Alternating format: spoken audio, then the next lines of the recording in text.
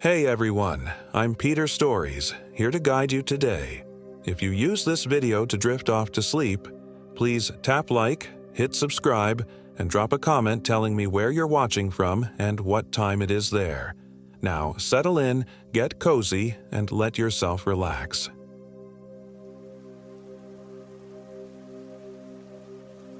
My name is Michael Williams, and I am 28 years old. This happened in the remote wilderness near Terlingua Ghost Town, just outside Big Bend National Park in West Texas, during what should have been a simple 3-day camping trip with my best friend. The October heat still clung to the desert like a fever dream as David and I loaded our gear into his beaten Ford pickup. We'd been planning this trip for months, a chance to disconnect from our soul-crushing office jobs in Dallas and remember what it felt like to be alive.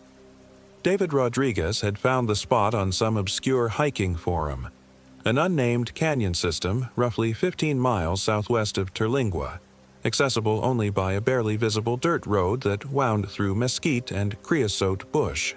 "You sure about this place?" I asked, studying the hand-drawn map David had printed from the forum post.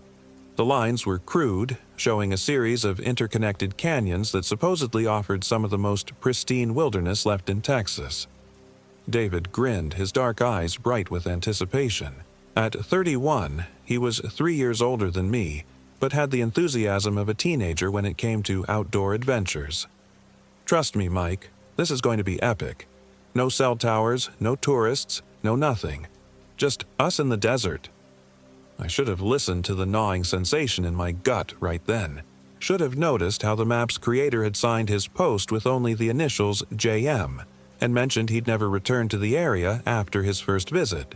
Should have questioned why a spot this beautiful remained undiscovered in an age where every scenic location became Instagram famous within weeks. But I didn't. I was too desperate to escape the fluorescent prison of my cubicle, too eager to breathe air that didn't taste like recycled desperation. The drive took 4 hours, the last 2 on increasingly rough roads that seemed to exist more as suggestions than actual paths.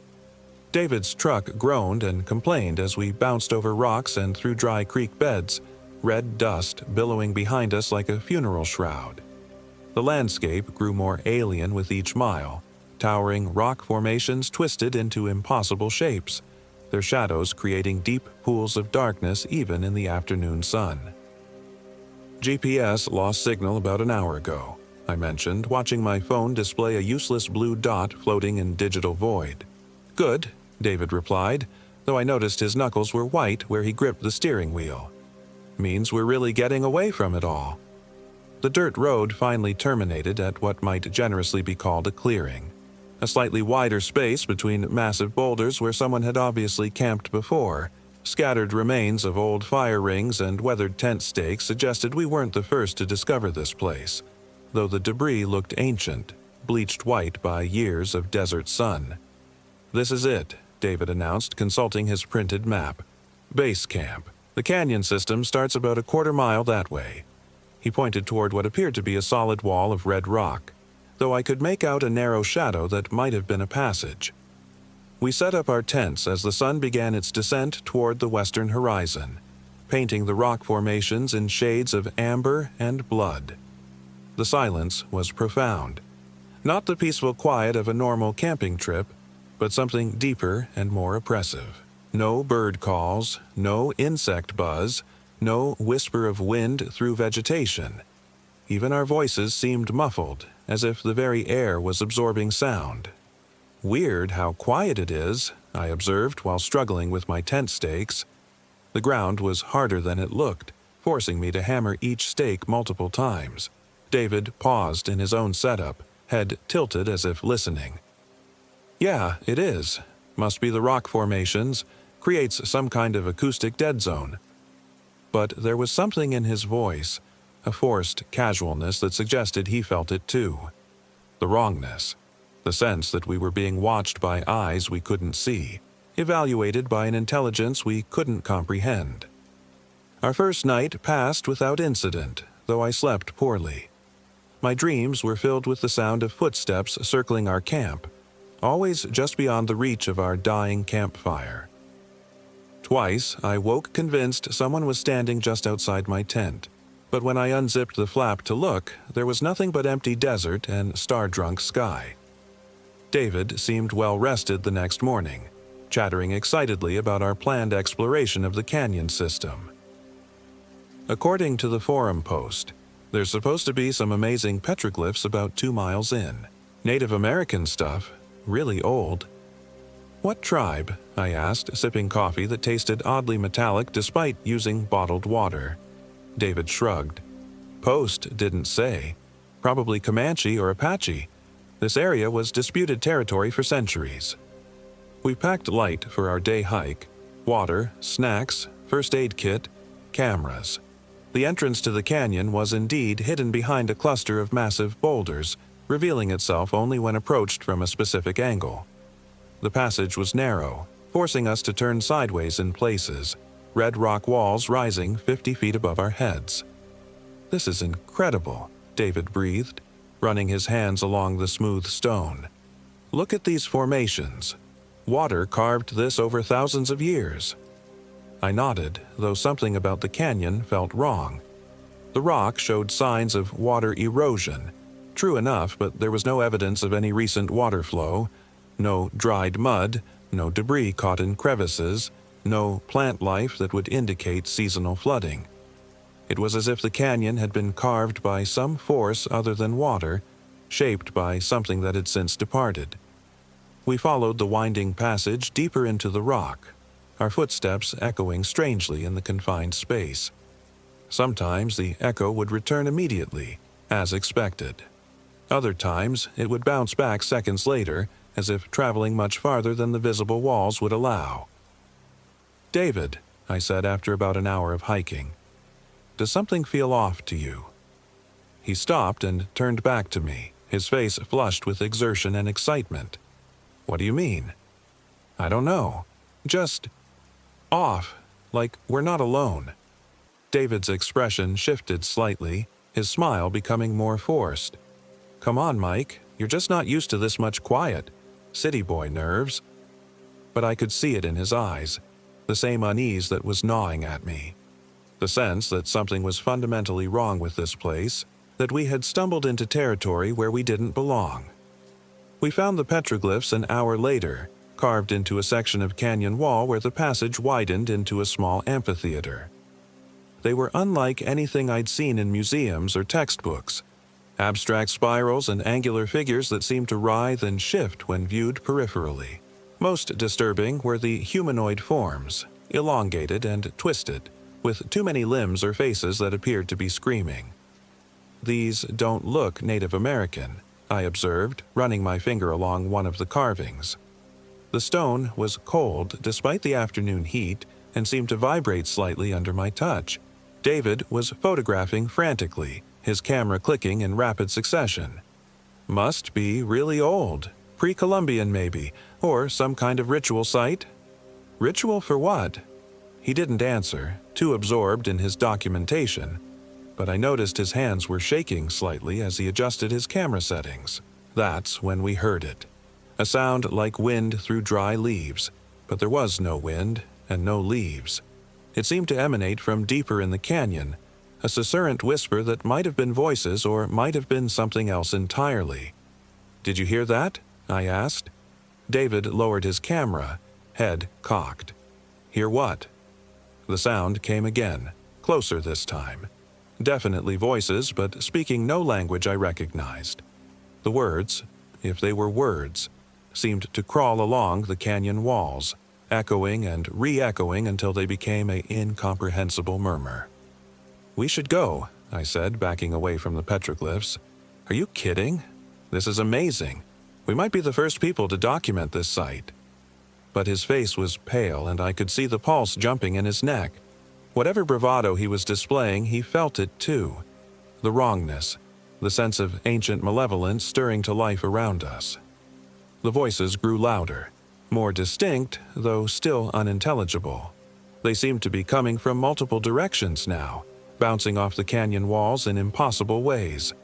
And underneath the voices, something else, a rhythmic scratching, like claws on stone. David, we need to leave, now. He finally seemed to register the fear in my voice. Okay, let me just get a few more shots. The scratching sound suddenly stopped. The voices cut off mid-syllable. The silence that followed was absolute and terrifying, pregnant with malicious potential. Then David screamed. I spun to look at him and saw his camera had fallen to the ground. Lens cracked. He was staring at something behind me, his face twisted in an expression of primal terror I'd never seen before. I turned slowly, every instinct screaming at me not to look. At first, I saw nothing. Just the canyon wall with its disturbing petroglyphs. Then the shadows began to move. Something was emerging from the rock itself, as if the stone were liquid. A figure, roughly human in shape but wrong in every detail. Too tall, too thin, joints bending in directions that defied anatomy. Its skin was the color of old bone, stretched tight over a frame that seemed barely contained. But it was the face that made my sanity lurch sideways. It wore David's face. Perfectly. Every detail copied with photographic precision. The same dark eyes, the same square jaw, the same scar above his left eyebrow from a childhood accident. But the expression was all wrong. A smile too wide and filled with too many teeth. "Hello, Michael," it said in David's voice. "Don't you recognize your best friend?" I grabbed the real David's arm and ran. Behind us, the thing wearing David's face began to laugh, a sound like breaking glass and dying animals. We stumbled through the canyon, bouncing off walls in our panic, our breathing harsh and ragged in the thin air. The laughter followed us, sometimes close, sometimes distant, but always wrong. Multiple voices now, all using David's tone but slightly off-key, like a recording played at the wrong speed. "What was that thing?" David gasped as we squeezed through a particularly narrow section. "I don't know. Just keep moving." But even as I said it, I realized we might be going the wrong way. The canyon walls looked different somehow, the passages branching in directions I didn't remember from our trip in. It was as if the maze was shifting around us, reconfiguring itself to trap us in its depths. "Mike," David said suddenly, "the map. Check the map." I pulled out the printed paper David had brought, now wrinkled and sweat-stained. The lines seemed to move as I watched, passages appearing and disappearing like a living thing. Where once there had been a simple route to the petroglyphs, now there were dozens of branching paths, a labyrinth of impossible complexity. "This isn't right," I whispered. "This isn't what we followed in." David snatched the map from my hands, studying it frantically. It has to be. It has to be the same. Maybe we're just turned around." But I could see the denial in his eyes. He knew, just as I did, that something was fundamentally wrong with this place. We weren't just lost. We were trapped in something that defied natural law. The laughter started again, echoing from multiple directions. Now there were other voices too. My own voice calling David's name, David's voice calling mine. A chorus of ourselves, mocking and malevolent. "This way," David said, choosing a passage at random. "I think this leads back." But after 30 minutes of hiking, we found ourselves back at the petroglyphs. The stone figures seemed to have moved slightly, their angular limbs pointing in different directions. New carvings had appeared, crude but unmistakable. David and I, rendered in the same disturbing style as the ancient figures. "We were just here," David said unnecessarily, his voice cracking. "I know. But we've been walking for half an hour." "I know." The thing wearing David's face stepped out from behind the petroglyphs, its movements fluid and unnatural. "Lost boys? These canyons can be tricky, easy to get turned around." "You're not David," I said, though my voice came out as barely a whisper. "Of course I'm David. Just ask him." It gestured toward my friend who was backing away slowly, eyes wide with terror. "Tell him, David. Tell him who I am." "You're not me," David managed to say. "You're something else, something wrong." The thing's smile widened impossibly. "Wrong? That's hurtful." David, I'm you, improved. You, without all those pesky human limitations. You, with purpose. More figures began emerging from the canyon walls, duplicates of both of us, each slightly different, slightly wrong. Some had too many fingers, others had eyes that were just a bit too large. All of them smiled with predatory hunger. "What do you want?" I demanded. "Want?" The David thing laughed. "We want what we've always wanted. To wear your shapes, to walk in your world, to feed on what you are." "Skinwalkers," David breathed beside me. "Jesus Christ, they're skinwalkers." I'd heard the legends, of course. Navajo stories of witches who could take animal form, who stole the essence of their victims. But this was something else, something older and hungrier. "Not quite," the David thing said, as if reading my thoughts. "We're what was here before your skinwalkers, before your people, before your words. We're the hollow spaces between what is and what should be." The duplicates began to circle us, their movements perfectly synchronized. I noticed that despite their human appearance, they cast no shadows on the canyon floor. "Run," I whispered to David. "Where? They're everywhere." He was right. The canyon had filled with our doppelgangers, dozens of them now, all wearing variations of our faces. Some flickered between forms, briefly revealing the bone-colored creatures underneath. "There," David pointed to a narrow crack in the canyon wall I hadn't noticed before. "We can squeeze through." We made a break for it, pushing between our grinning duplicates. Their skin felt cold and dry like old leather. Some of them reached out to touch us as we passed, their fingers leaving trails of numbness wherever they made contact. The crack was barely wide enough for a human body, but we forced ourselves through, scraping skin against stone. Behind us, I could hear the things trying to follow, but they seemed unable to compress themselves as we had. Their frustrated shrieks echoed through the narrow space. "Keep going," David urged. "Don't look back." The crack opened onto another canyon, this one filled with twisted juniper trees that looked like they'd been dead for decades. The air here was different, thinner, with an odd metallic taste that made my teeth ache. "Which way?" I asked. David consulted his map, but the paper was now completely blank except for a single word written in what looked like dried blood. "Hungry." "The map's useless," he said, crumpling it up. "Then we pick a direction and stick with it. Eventually we have to hit the canyon mouth." But I wasn't sure that was true anymore. The rules of geography and physics seemed negotiable in this place. For all I knew, we could walk forever and never find our way out. We chose what we hoped was west and began walking. The dead junipers created a maze of their own, their branches reaching out like gnarled fingers to catch our clothes and skin. Some of the trees had shapes hanging from them. At first I thought they were seed pods, but as we got closer I realized they were small animals. Mice, lizards, even a few birds, all desiccated and twisted into unnatural positions. "What kind of place is this?" David muttered. "I don't think it's entirely natural," I replied. "I think those things we saw, they've been shaping this canyon for a long time, molding it into something that serves their purposes." "Like what?" "A trap, a place to catch things like us." David stopped walking suddenly. "Mike, look at the trees." I followed his gaze and felt my stomach drop. The hanging shapes weren't just animals anymore. Human forms dangled from the branches. Hikers, campers, people like us who had stumbled into this nightmare and never left. Their faces were gone, hollowed out, leaving behind empty sockets that seemed to track our movement. "How long have they been hunting here?" David whispered. "Long enough to fill a forest with trophies," I said. One of the hanging figures twitched. Then another. They began to turn on their makeshift nooses, all facing us with their empty sockets.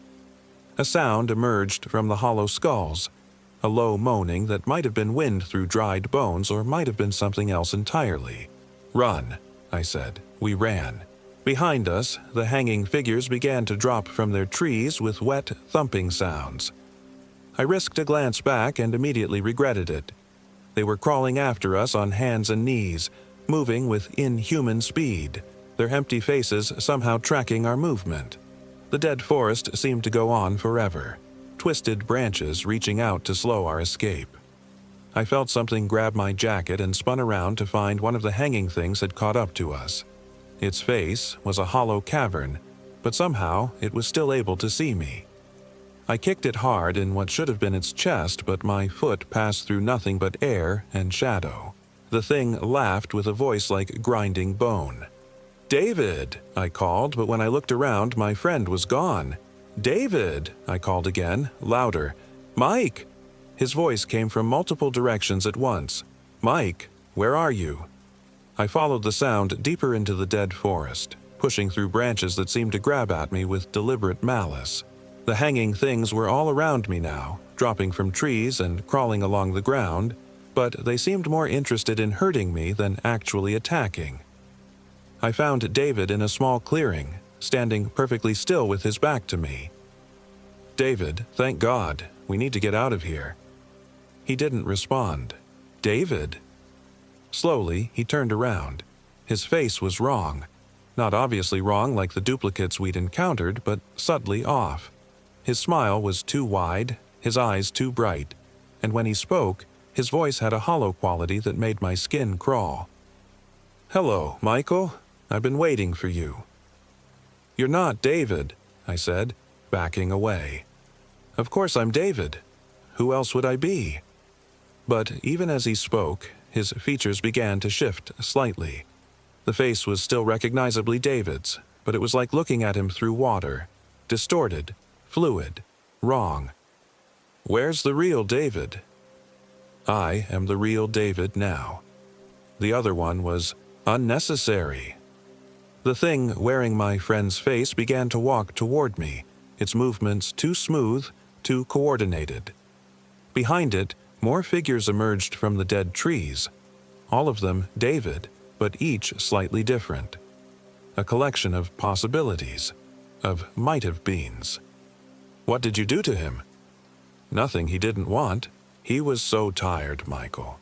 So tired of being just human. We offered him something better." "I don't believe you." One of the other Davids spoke up, this one missing an eye. "He came to us willingly in the end, when he saw what we could offer." "The freedom from limitation," added another, this one with too many teeth. "The ability to be more than flesh and fear," said a third, whose face kept shifting between David and something else entirely. I turned and ran again, crashing through the dead forest with no destination in mind except away. The hanging things dropped around me like obscene fruit, but I ignored them, focused only on escape. The forest finally ended at the edge of what should have been impossible. A cliff that dropped away into star-filled darkness, even though it was still day above. The chasm stretched as far as I could see in either direction, its depths filled with swirling galaxies and impossible geometries. Impressive, isn't it? I spun around to find David standing behind me. The real David, I thought, though I was no longer sure I could tell the difference. "Mike, I'm sorry, I didn't know. When I found that forum post, I thought it was just another hiking spot. I didn't know what this place really was." "What is it?" "A thin place. Somewhere the barriers between worlds have worn through. Those things, they're not from our reality. They're from somewhere else, somewhere hungry." "How do you know all this?" David's expression was pained. "Because they told me, when they caught me in the forest. They showed me things, Mike. The truth about this place, about what they are, about what they want, and what do they want? To cross over, to walk in our world wearing our skins. But they need something from us first. They need us to choose, to invite them in willingly." I stared at him, understanding beginning to dawn. "That's why they didn't just kill us outright?" "They can't. Not unless we give up. Unless we stop fighting. They need us to surrender our humanity willingly." "And you haven't?" David was quiet for a long moment. "I'm trying not to. But Mike, I can feel them in my head. They're showing me things. A life without fear, without pain. without the constant struggle of being human. It's tempting. David, listen to me. Whatever they're showing you, it's a lie. You know that, right? Do I? How can I be sure? Maybe they're right. Maybe humanity is just a cage we build for ourselves. I could see it in his eyes. The thing that wasn't quite David anymore, looking out through his features. The real David was still there, but he was fading, being consumed from within. Because, I said desperately, being human is what makes us who we are. The pain, the fear, the struggle, that's what gives meaning to the joy, the love, the moments of beauty. Without that, we're just empty shells. Pretty words, David said, but his voice was changing, becoming hollow. But what have those human emotions ever really gotten us? Pain, loss, disappointment. They've gotten us friendship. They've gotten us this moment, where I'm fighting for your soul instead of running for my life. For just a moment, the real David flickered back into his eyes. Mike? I'm here, buddy. Fight them. Remember who you are. I can't. They're too strong. They're inside my head, changing everything, making me forget why I wanted to be human in the first place. The David thing smiled with too many teeth. It's easier just to let go, Michael. To stop fighting. We can make you an offer too. Join us, and we'll let you keep some of what you are. Refuse, and we'll take it all anyway. More figures emerged from the dead forest. The duplicates again, all wearing my face and David's face in various configurations. They formed a circle around us, their empty eyes reflecting the impossible stars from the chasm below.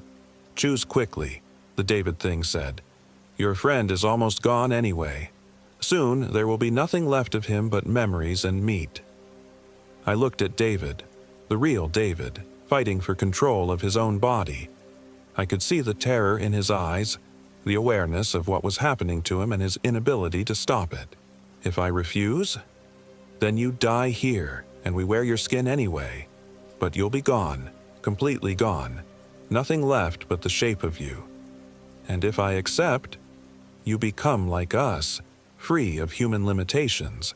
We'll even let you keep your consciousness for a while. Think of it as a partnership.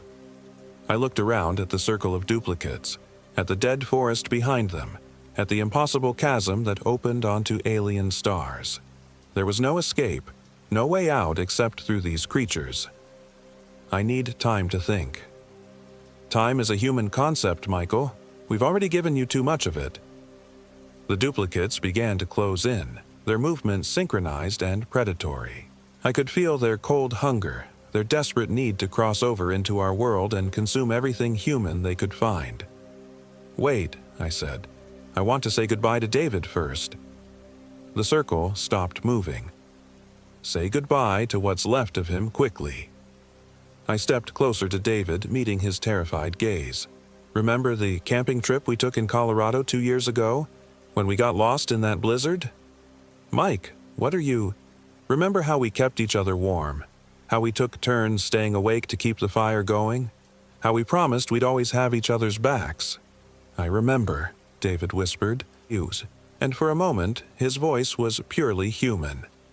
Good, I said, and shoved him over the edge of the cliff.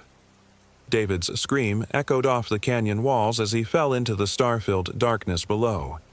The duplicates shrieked in unison, a sound like tearing metal and breaking bones. You fool, the David thing snarled, but its form was already beginning to dissolve. Without him, we have no anchor to your world. That was the idea, I said. The duplicates began to flicker and fade, their stolen faces melting like wax. The dead forest behind them was dissolving too, revealing the true canyon beyond, a perfectly normal rock formation with no trace of the nightmare we'd just experienced. But the David thing wasn't finished yet. Even as its form became translucent, it lunged at me with claws that had replaced its fingers. If we can't have him, we'll take you instead. I threw myself backward, felt the creature's claws rake across my chest, tearing through fabric and skin. Then I was falling too, following David into the impossible dark. The last thing I saw before consciousness left me was the David thing's face, twisted with inhuman rage, calling after me with words in a language that hurt to hear. I woke up in a hospital bed in Alpine, Texas, 30 miles from where we'd made our camp. A park ranger had found me unconscious on the side of Highway 118, my clothes torn and my body covered in scratches and cuts. I had no memory of how I'd gotten there, no explanation for the injuries, and no trace of David Rodriguez. They searched for 3 days with helicopters and rescue teams. They found our abandoned campsite, our gear still neatly arranged, but no sign of David. No footprints leading away from the camp, no indication of where he might have gone. It was as if he had simply vanished into thin air. The official report listed him as missing, presumed dead. They suggested he might have fallen into one of the many unmarked canyons in the area, his body lost in some deep crevice where it would never be found. I didn't contradict them. How could I explain what had really happened? Who would believe a story about shape-shifting creatures and impossible canyons that existed between worlds? But I know the truth. David didn't fall into any earthly canyon. He fell into something far worse, somewhere beyond the reach of rescue teams or rational explanation. And sometimes, late at night when sleep eludes me, I wonder if he's still falling, still conscious, still aware of what he's lost. The scratches on my chest healed, but they left scars. 4 parallel lines that look almost like claw marks. On cold days, they ache with a pain that goes deeper than skin and bone. The doctors say it's psychosomatic, a physical manifestation of survivor's guilt. They're wrong. The scars ache because something is trying to claw its way back into our world, using the marks it left on me as a doorway. I can feel it sometimes, pressing against the thin barrier between dimensions, testing the strength of reality's walls. I've stopped camping, stopped hiking, stopped doing anything that might take me too far from civilization and the protective presence of other human beings. Because I know the creatures in that place between worlds are still hungry, still searching for a way to cross over and wear our skins. And I know that David, what's left of him, is still with them, somewhere in that darkness beyond the stars. Sometimes I dream about him, and in those dreams he's standing at the edge of that impossible chasm, calling my name with a voice that's almost but not quite his own. "Come back, Mike," he says in the dreams. "Come back and finish what we started." But I won't go back. I can't. Because I know that whatever is wearing David's face in that place, whatever is using his voice to call to me, it isn't my friend anymore. It's something else, something that learned to mimic humanity perfectly but never learned to feel it. The worst part is the doubt. In my weakest moments, I wonder if I made the right choice, if there was another way, some possibility I missed in my terror and desperation, if David could have been saved somehow, pulled back from the brink before those creatures consumed him completely. But then I remember the look in his eyes at the end. Not David's eyes, but something else looking out through them. Something hungry and patient and utterly inhuman. And I know I did the only thing I could do. I killed my best friend to save his soul, and I'd do it again. The forum post that led us to that canyon was deleted within days of my return. The user account that posted it, JM, vanished as if it had never existed. But sometimes I wonder if those initials stood for something else entirely. If the post was bait, a lure designed to draw curious hikers into that space between worlds. I've tried to warn others, posting my own accounts on hiking forums and paranormal websites. But my stories get dismissed as fiction, as elaborate hoaxes designed for attention. The few who believe me are the ones I worry about most. The ones who think they're brave enough to seek out that canyon and face whatever lurks there. They're wrong. No one is brave enough for what waits in that place. No one is strong enough to resist the offer those creatures make. Because they don't just offer to take away your humanity. They offer to take away the pain of being human. And in a world full of suffering and disappointment, that's a temptation too powerful for most people to resist. So I stay in the city now, surrounded by concrete and steel and the constant noise of human activity. I work my cubicle job and accept the fluorescent depression because it's real, because it's human, because it's mine. And every night I check the locks on my doors and windows. Not because I'm afraid of human intruders, but because I know that somewhere in the darkness between worlds, something is wearing David's face and looking for a way back. Something that knows my name, my voice, my weaknesses. Something that's very, very hungry. The scratches on my chest are healing, but they'll never fully fade, and neither will the memory of what happened in that canyon between realities. I carry both scars now, the ones on my skin and the ones in my soul. They're the price of surviving something that was never meant to be survived. The cost of learning that there are things in this universe far worse than death. Things that can take everything you are and leave behind only the shape of what you used to be. I saved the world that day, in my own small way. I prevented those creatures from gaining a foothold in our reality, from using David as an anchor to cross over and begin their harvest of human souls. But the victory feels hollow, meaningless, because it cost me my best friend, my faith in the natural world, and my ability to sleep without dreaming of impossible canyons and star-filled chasms. Some prices are too high to pay, but you pay them anyway, because the alternative is worse. And in the end, that's the most human thing of all.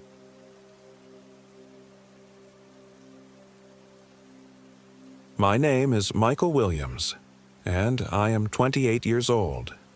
This happened in the remote wilderness of the Sabine National Forest in East Texas, near the abandoned logging town of Hadley's Crossing.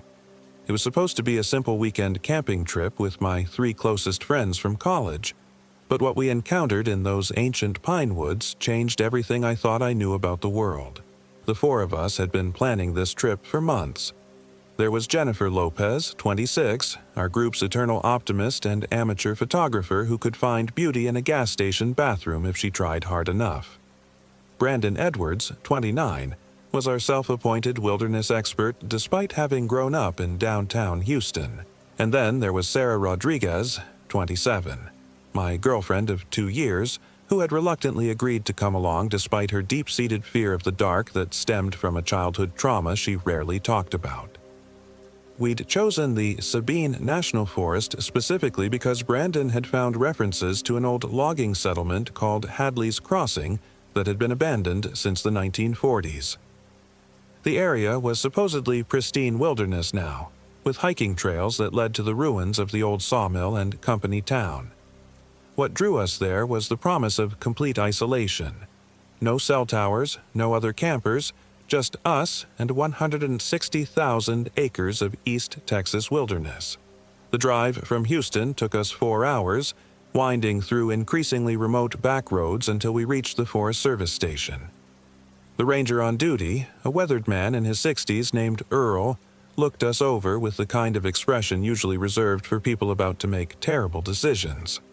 "Y'all heading to Hadley's Crossing?" he asked, glancing at our camping permits. "That's the plan," Brandon said with his usual cocky grin. "We've got GPS coordinates and everything." Earl's expression darkened. "GPS don't work too good out there. Trees mess with the signal something fierce. You got paper maps as backup?" "Of course," Brandon lied smoothly. None of us had thought to bring paper maps. "Well," Earl continued, "just so you know, that area's got a history. Folks have gone missing out there over the years. Probably just got turned around, but..." He shrugged. "Just be careful is all." Jennifer laughed nervously. "Missing how? Like, lost?" "Some were found," Earl said quietly. "Some weren't, and the ones that were found..." He paused, studying our faces. "Well, their families said they weren't quite the same afterward. Probably just the stress of being lost in the woods, you understand." Sarah grabbed my arm, her fingers digging into my flesh. I could feel her trembling slightly. "Maybe we should pick somewhere else," she whispered. "Come on, Sarah," Brandon said. "The guy's just trying to scare us. It's probably some local legend they tell tourists to keep them away from the good camping spots." I should have listened to Sarah. God, I should have listened. The drive into the forest took another hour on increasingly narrow dirt roads. The trees seemed to close in around us as we went deeper, tall, loblolly pines that blocked out most of the afternoon sun. The GPS on my phone started glitching about halfway in, showing our location jumping around randomly before finally losing signal altogether. "See," Brandon said from the driver's seat. "Just like Earl said, no big deal." We parked at what appeared to be an old logging road turnoff and began the 3-mile hike to Hadley's Crossing. The trail was barely visible, just a faint depression in the forest floor marked occasionally by old blazes carved into tree trunks. The deeper we went, the quieter it became. No bird songs, no rustling of small animals, just the sound of our footsteps on the pine needles and our increasingly labored breathing. Jennifer tried to lighten the mood by taking pictures, but after the first dozen shots, she stopped. "The light's all wrong," she muttered, checking her camera's display. "Everything's coming out. Weird." I looked at one of her photos over her shoulder. She was right. The images had a strange quality to them, as if the shadows were too deep and the highlights too bright. In one photo of Sarah walking ahead of us, there seemed to be a dark shape following just behind her, though I was certain nothing had been there when Jennifer took the shot. "Must be the camera settings," I said, trying to sound casual. It took us nearly 2 hours to reach Hadley's Crossing. The settlement appeared suddenly through the trees, a collection of rotting wooden buildings slowly being reclaimed by the forest. The old sawmill stood at the center, its rusted machinery poking through gaps in the collapsed roof like broken bones. Company houses lined what had once been a main street, their windows dark and empty. "This is incredible," Jennifer breathed, raising her camera again, but when she tried to take a picture, the battery died despite being fully charged when we left the car. "That's weird," she said, checking the display. It was at 100% an hour ago. Brandon was already scouting for a campsite. He found a clearing about 100 yards from the ruins, next to a small creek that wound its way between the abandoned buildings. "Perfect," he announced. "Fresh water, level ground, and close enough to explore the ruins." Sarah hung back as we began setting up camp. She kept glancing at the tree line, her face pale in the fading afternoon light. "Something feels wrong about this place," she said quietly to me. "It's just creepy because it's abandoned," I told her, though I had to admit the place did have an unsettling atmosphere. The air felt heavier here, and there was a smell underneath the normal forest scents, something sweet and rotten, like flowers left too long in standing water.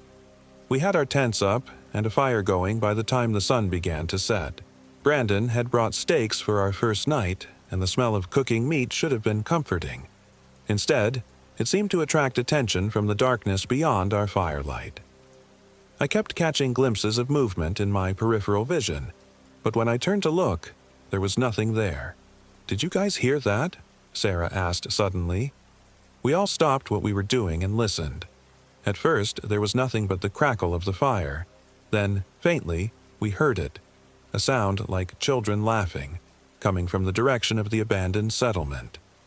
"Probably just the wind through the buildings," Brandon said, but his voice lacked its usual confidence. The laughter came again, closer this time. Jennifer grabbed a flashlight and pointed it toward the ruins, but the beam seemed to be swallowed by the darkness after only a few feet. "The batteries in this thing are brand new," she said, shaking the flashlight. That was when we noticed the fire was acting strangely. The flames, which had been burning bright orange, were now flickering between orange and an unsettling blue-green color.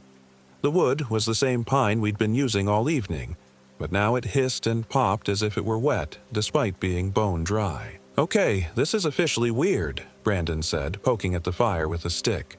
The flames flared higher, casting dancing shadows that seemed to move independently of the firelight. Sarah was clutching my arm so tightly I could feel my fingers going numb. "I want to leave," she whispered. "Please, can we just pack up and go?" "It's pitch black out there," I said. "Even if we could find our way back to the car in the dark, I'm not sure I want to try navigating those forest roads at night." As if in response to my words, all of our flashlights died simultaneously. 4 different flashlights, all with fresh batteries, all going dark at exactly the same moment. "What the hell?" Brandon muttered, fumbling with his flashlight. These batteries were brand new. The fire was now our only source of light, and it continued to flicker that unnatural blue-green color. In its wavering glow, the abandoned buildings looked less like ruins and more like watching faces. We tried to maintain some semblance of normalcy. We roasted marshmallows that tasted like ash and told ghost stories that felt far too real given our circumstances. Jennifer's camera wouldn't turn on at all now, and my phone showed no signal and a battery that was draining at an impossible rate despite being in airplane mode. "I'm going to get some more firewood," Brandon announced around 10 o'clock, standing up and grabbing one of the dead flashlights out of habit. "Don't go alone," Sarah said quickly. "I'll just be at the edge of the clearing," he said. "You can see me from here." But once he stepped beyond the circle of firelight, we couldn't see him at all. The darkness seemed absolute, as if it were a physical substance that swallowed light rather than simply the absence of it. We heard him moving around for a few minutes, the sound of branches snapping and leaves rustling. Then there was a thud, followed by silence. "Brandon," Jennifer called out. "You okay?" No response. "Brandon," I shouted, louder this time. Still nothing. "We have to go find him," Jennifer said, starting to stand. "No," Sarah said firmly. "We stay together, and we stay by the fire." "But what if he's hurt?" Jennifer protested. Before any of us could answer, we heard footsteps approaching from the darkness. Slow, deliberate steps that didn't quite sound right, too heavy with odd pauses between each footfall. "Brandon?" I called out hopefully. "Yeah," came his voice from the darkness. "It's me." Relief flooded through me, but Sarah's grip on my arm tightened. Something in Brandon's voice was off. Too flat, too emotionless. He stepped into the firelight, and at first glance he looked normal. Same clothes, same face, same sandy brown hair. But Jennifer gasped, and I immediately saw why. His eyes were wrong. They reflected the firelight like an animal's eyes, and they never blinked. Not once. He stood at the edge of our circle, swaying slightly with a smile that was too wide and never wavered. "Found some good wood," he said in that flat, empty voice. But he wasn't carrying any wood. "Brandon, are you feeling okay?" Jennifer asked hesitantly. His head turned toward her with a jerky, puppet-like movement. The smile never left his face. "I'm fine. Why?" Sarah was trembling beside me, her breathing coming in quick, shallow gasps. "That's not Brandon," she whispered so quietly I barely heard her. The thing wearing Brandon's face tilted its head. "What did you say, Sarah?" She hadn't spoken loudly enough for anyone to hear, but somehow it had caught every word. "I said I'm cold," Sarah lied, her voice shaking. "You should come with me," the Brandon thing said. "I found something in the ruins, something you need to see." "What kind of something?" I asked, trying to keep my voice steady. "You'll see." Its head swiveled toward me with that same unnatural movement. "All of you should come." "Maybe in the morning," Jennifer said carefully, "when we can see better." The thing's smile widened impossibly, stretching from ear to ear. "No. Now." It took a step forward, and I caught a whiff of that sweet, rotten smell I'd noticed earlier, much stronger now. In the firelight, I could see that Brandon's clothes were torn in several places, though he showed no signs of injury. Dark stains covered his shirt, but in the blue-green glow of the flames, I couldn't tell if they were blood or something else. "Where's the firewood you collected?" I asked, hoping to trip it up. "I dropped it when I found the thing," it said without missing a beat. "The thing you need to see." Sarah stood up suddenly, pulling me with her. "We're going to sleep now," she announced. "We'll see you in the morning, Brandon." The thing's smile faltered for just a moment, and in that instant, its face seemed to shift and blur, as if it were wearing a mask that didn't quite fit properly. "You can't sleep yet," it said, and now there was something desperate in that flat voice. "You have to come with me first." "No," Sarah said firmly. "We're tired."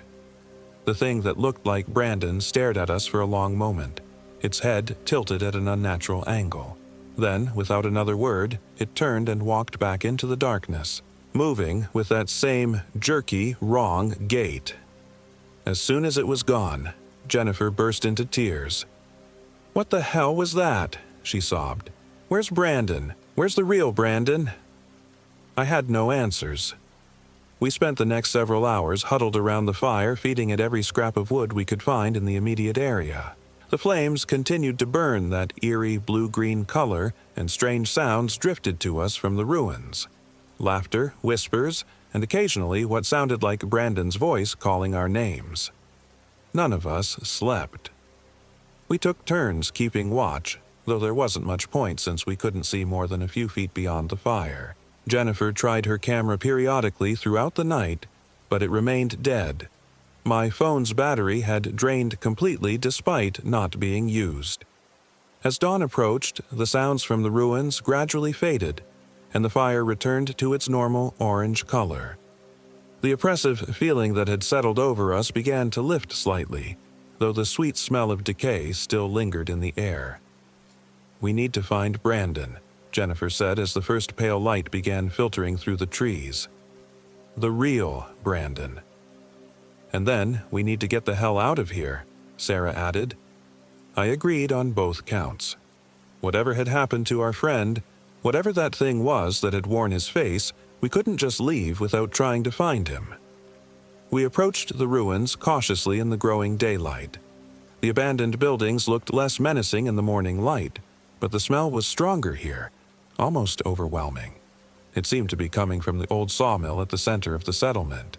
The front entrance to the mill was partially collapsed, but we found a side door that opened with a rusted shriek. Inside, the air was thick and humid, like breathing soup. Shafts of dusty sunlight streamed through holes in the roof, illuminating the decaying machinery. "Brandon," Jennifer called out softly, "are you in here?"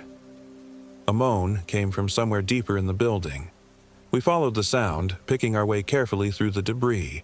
The smell grew stronger with each step, and flies buzzed in thick clouds around us. We found him in what had once been the mill's office. Brandon was hanging upside down from the ceiling, suspended by some kind of web-like substance that covered most of the walls. His eyes were open, but they had the glassy, unfocused look of someone in shock. Dark veins were visible under his skin, pulsing with a slow, hypnotic rhythm. "Oh, God," Jennifer whispered, covering her mouth. Brandon's head turned toward us with obvious difficulty. When he spoke, his voice was weak and raspy. "Don't touch the webs," he managed. "It's feeding." That's when I noticed the other cocoons. Dozens of them, hanging from the ceiling and walls, some large enough to contain human bodies. Most were old and empty, but a few still moved slightly, as if something inside was trying to get out. "We have to get him down," I said, looking around for something to cut the webbing.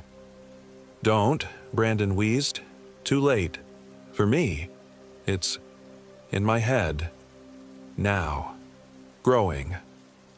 As he spoke, I could see something moving under the skin of his forehead, pushing up in a small bump that shifted position as we watched. Sarah grabbed my arm. "We have to go. Now." "We can't leave him," Jennifer protested, tears streaming down her face. "Look at him," Sarah said. "Really, look at him."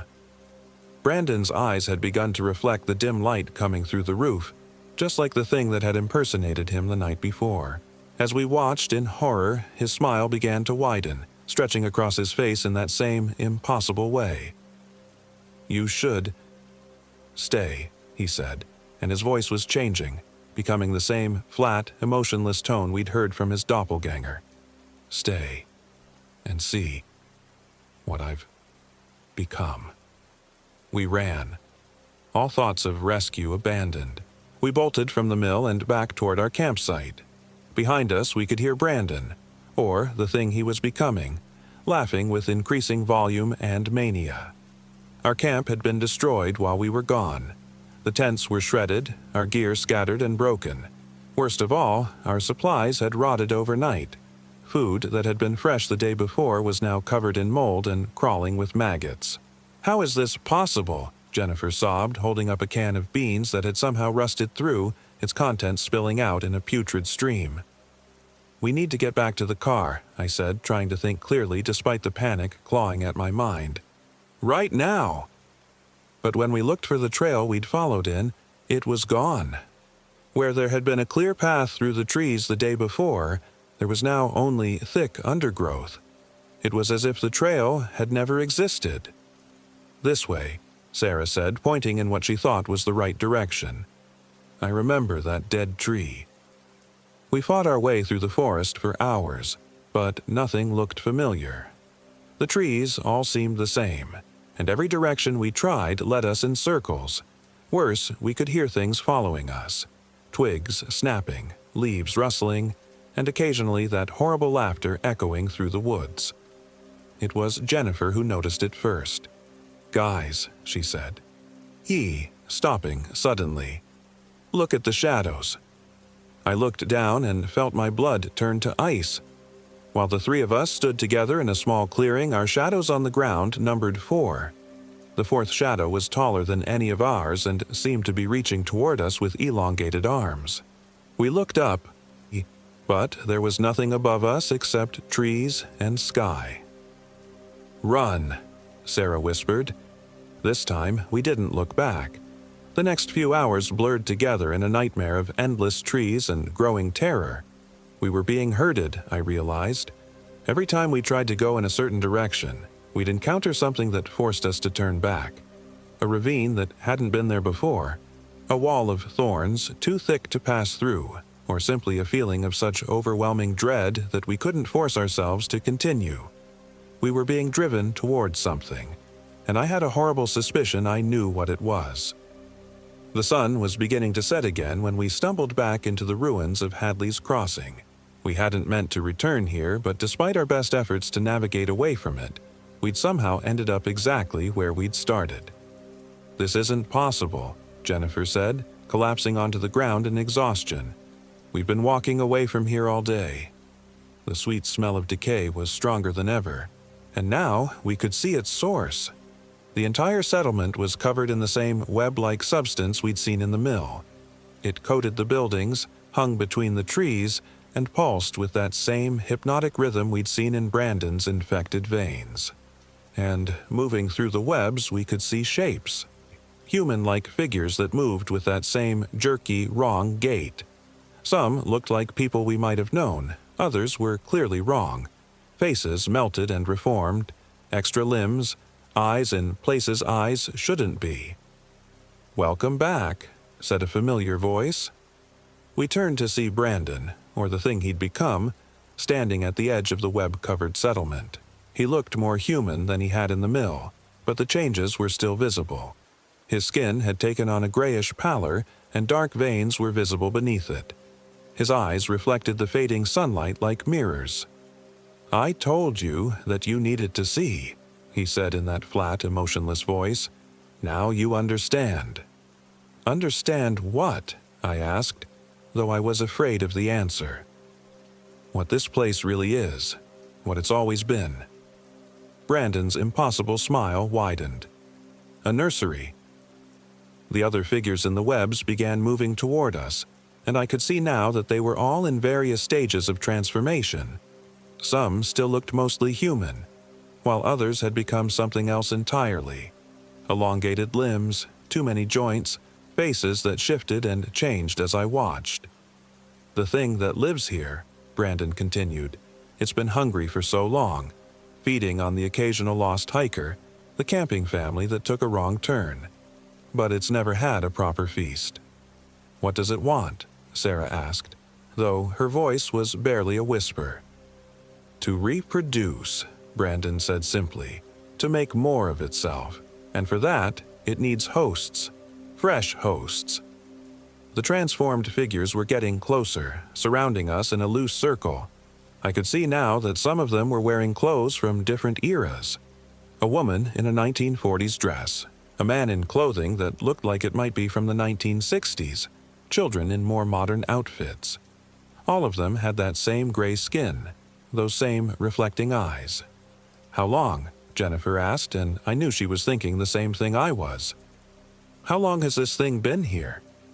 "Since the town was founded," Brandon said. "It's why the logging operation failed. It's why the town was abandoned. The people didn't leave. They became part of it."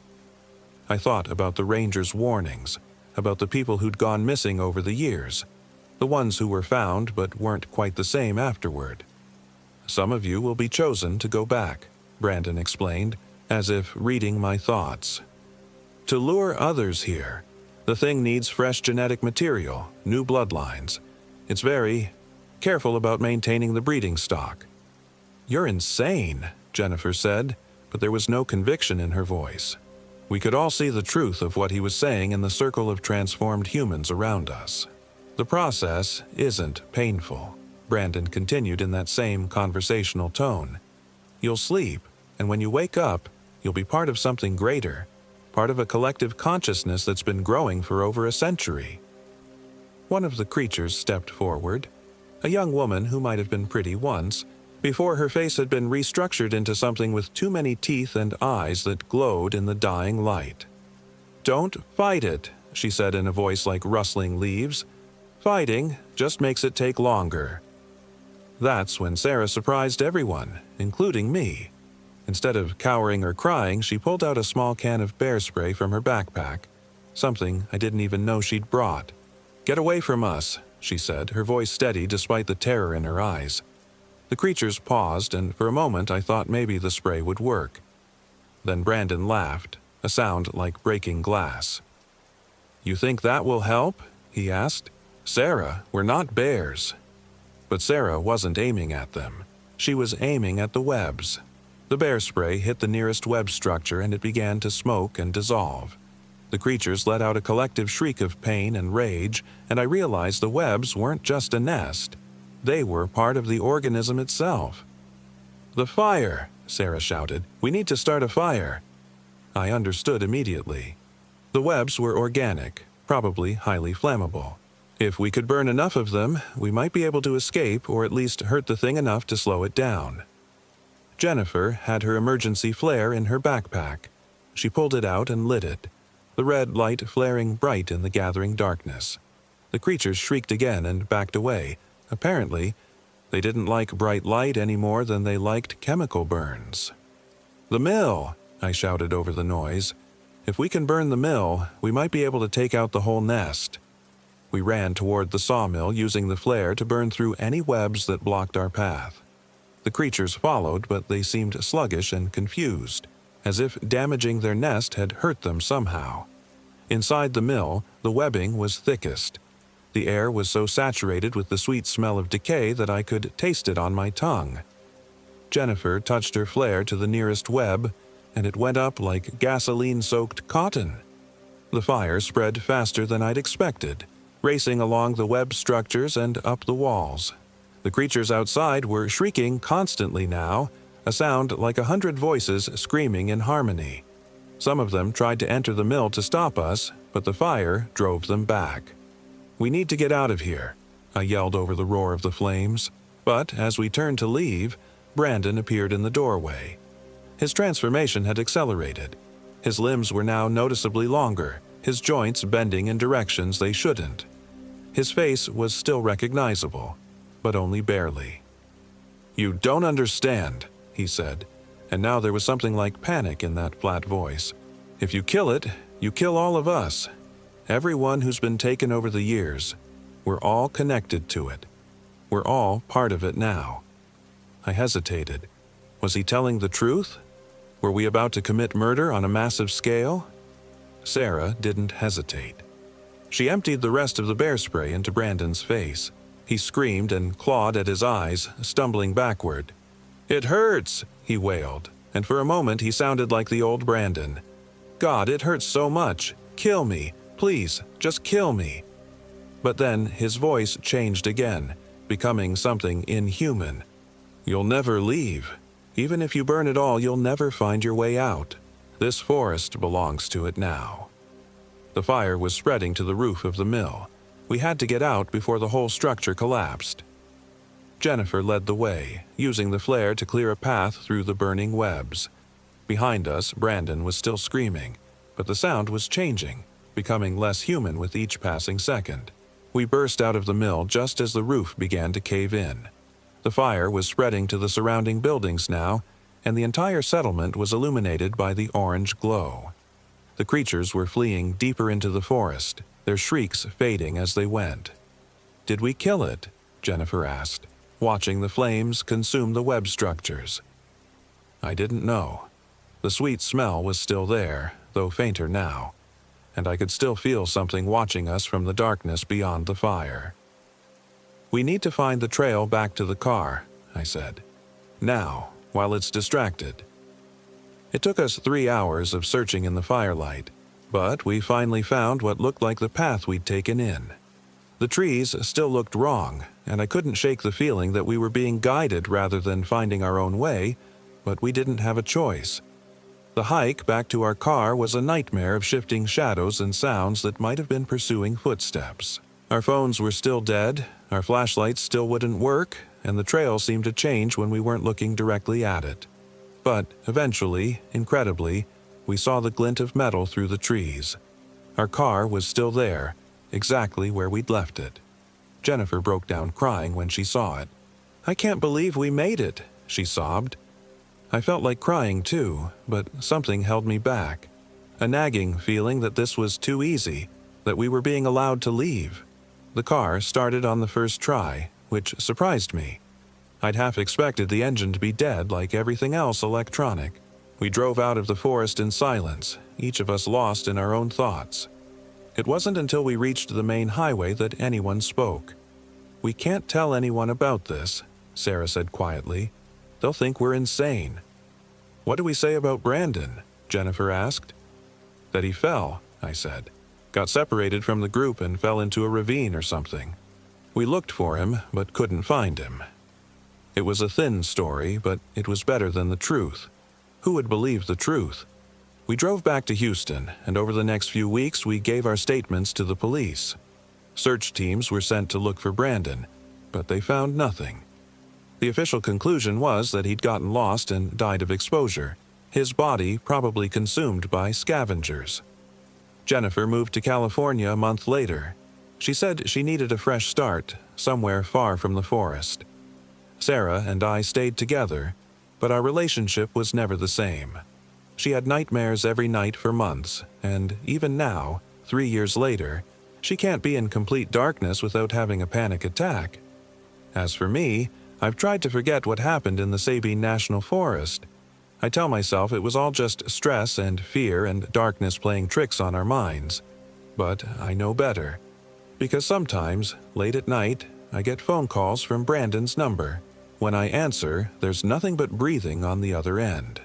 Slow, deliberate breathing that goes on for exactly 30 seconds before the line goes dead. And twice in the past year, I've seen him. Just glimpses in crowded places. A familiar face in a shopping mall. A figure in the distance that moves with that wrong, jerky gait. When I try to get closer, he's always gone. The worst part is the dreams. In them, I'm back in the mill, watching the fire spread through the webs. But in the dreams, the fire goes out before it can do any real damage. The creature survives, and it's still hungry. Still looking for new hosts. Still growing. Sometimes I wake up with the taste of that sweet, rotten smell in my mouth, and I know it's not over. It will never be over. The thing in the forest is patient. It has all the time in the world. And one day, I know I'll go back there. Not because I want to, but because I won't have a choice. The dreams are getting stronger, more vivid. Sometimes I find myself driving toward East Texas without remembering how I got behind the wheel. Sarah doesn't know about the calls, or the dreams, or the times I've seen Brandon in crowds. I can't tell her. She's barely holding it together as it is. But I think she knows anyway. Sometimes I catch her watching me with a worried expression, as if she's waiting for me to change, to become something else, like Brandon did. Maybe she's right to worry, because lately I've been having thoughts that don't feel like my own. Urges to drive out to the forest, to walk the trails at night, to find that place where the mill used to stand. The fire probably didn't kill it, just hurt it, set it back. It's probably rebuilt by now, probably stronger than before, probably hungry, and God help me, sometimes I want to feed it.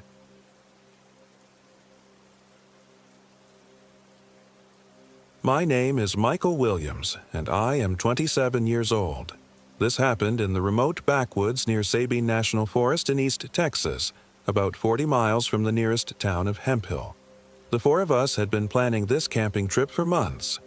Jennifer Williams, no relation despite sharing my last name, worked with me at the engineering firm in Houston. Daniel Lopez was my college roommate who'd become like a brother to me, and Ashley Robinson was Jennifer's childhood friend visiting from Oregon. We'd chosen this particular spot because Daniel claimed his grandfather had told him about a hidden clearing near Palo Gaucho Creek, deep enough in the forest that we wouldn't encounter other campers or day hikers. The drive out had taken us down increasingly narrow farm roads until we were bouncing along rutted dirt tracks that barely qualified as trails. Ancient pine trees pressed in from both sides, their branches creating a canopy so thick that even at 3 in the afternoon, the light had a greenish, underwater quality. Spanish moss hung like tattered curtains and the air grew thick with humidity and the smell of decay. "Are you sure we're going the right way?" Jennifer asked from the passenger seat, consulting her phone for the 100th time. "I lost signal about 20 minutes ago." "GPS has been useless out here since we left the highway," I admitted, gripping the steering wheel tighter as we hit another pothole. But Daniel's directions seemed pretty clear. Follow Palo Gaucho Creek until we hit the old logging road, then take it north for 2 miles. In the rearview mirror, I could see Daniel and Ashley in the back seat. Daniel was staring out the window with an intensity that made me uneasy, while Ashley looked pale and had been unusually quiet since we'd entered the forest proper. "There," Daniel said suddenly, pointing to the left.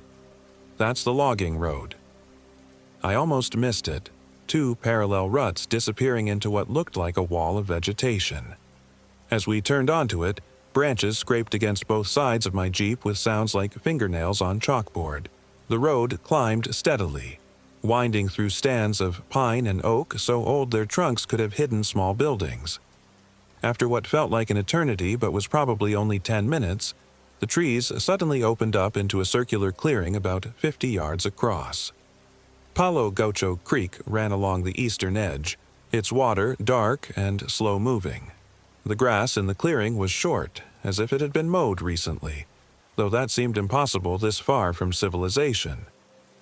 "This is it," Daniel said, his voice carrying a strange satisfaction. "This is the place." We set up a camp in a loose square, tents facing inward toward where we'd built the fire pit. The temperature was dropping with the sun, and fog was beginning to rise from the creek. As I hammered in the last tent stake, I noticed Ashley standing at the edge of the clearing, staring into the woods. "You okay?" I called to her. She didn't respond immediately. When she finally turned, there was something odd about her expression, a blankness that didn't match her usual animated personality. "I was just thinking," she said. "This place feels familiar. Like I've been here before." "That's impossible," Jennifer said, emerging from her tent. "You've never been to Texas before this trip." Ashley nodded slowly, but I caught her glancing back at the trees several more times as we gathered wood for the fire. Dinner was freeze-dried beef stew heated over our camp stove, but none of us seemed particularly hungry. The fog had thickened as darkness fell, creating a wall of gray-white mist that made the clearing feel smaller, more isolated. Beyond our firelight, the forest had become a void punctuated only by the occasional crack of a branch or rustle of leaves. "Tell us about your grandfather's stories," Jennifer said to Daniel as we sat around the fire. "The ones about this place." Daniel poked at the fire with a stick, sending sparks spiraling into the darkness. "He used to hunt these woods when he was young. Said there were things out here that didn't belong. Things that would watch you from the trees but disappear when you looked directly at them." "What kind of things?" Ashley asked. Her voice sounded different somehow, flatter than usual. "He called them the Watchers," Daniel continued. said they looked like people from a distance, but when you got close enough to see their faces, he trailed off, staring into the flames. What about their faces? I pressed. They didn't have any. Just smooth skin where features should be. A chill that had nothing to do with the temperature ran down my spine. The fog seemed to press closer, and I had the sudden sensation that we were being observed. I turned slowly, scanning the perimeter of our clearing, but could see nothing beyond the wall of mist. Just stories, Jennifer said, but her voice lacked conviction. Your grandfather was probably trying to scare you away from wandering off when you were little. Maybe, Daniel said, but he kept turning his head as if he'd heard something just beyond the range of normal hearing. We tried to keep the conversation light after that, but it felt forced. Ashley contributed less and less to the discussion, and when she did speak, her responses seemed delayed, as if she was processing language from far away. By the time we decided to turn in, the fog had become so thick that our tents seemed to float like islands in a gray sea. I was awakened sometime after midnight by the sound of zippers, quiet, careful zippers being drawn slowly open. I lay still in my sleeping bag, listening. The sound came again, definitely a tent zipper, but I couldn't tell which tent it was coming from. Then I heard footsteps moving away from our camp, so soft they might have been imagined. I waited several minutes before unzipping my own tent and peering out. The fog had lifted slightly, revealing the other 3 tents in the moonlight.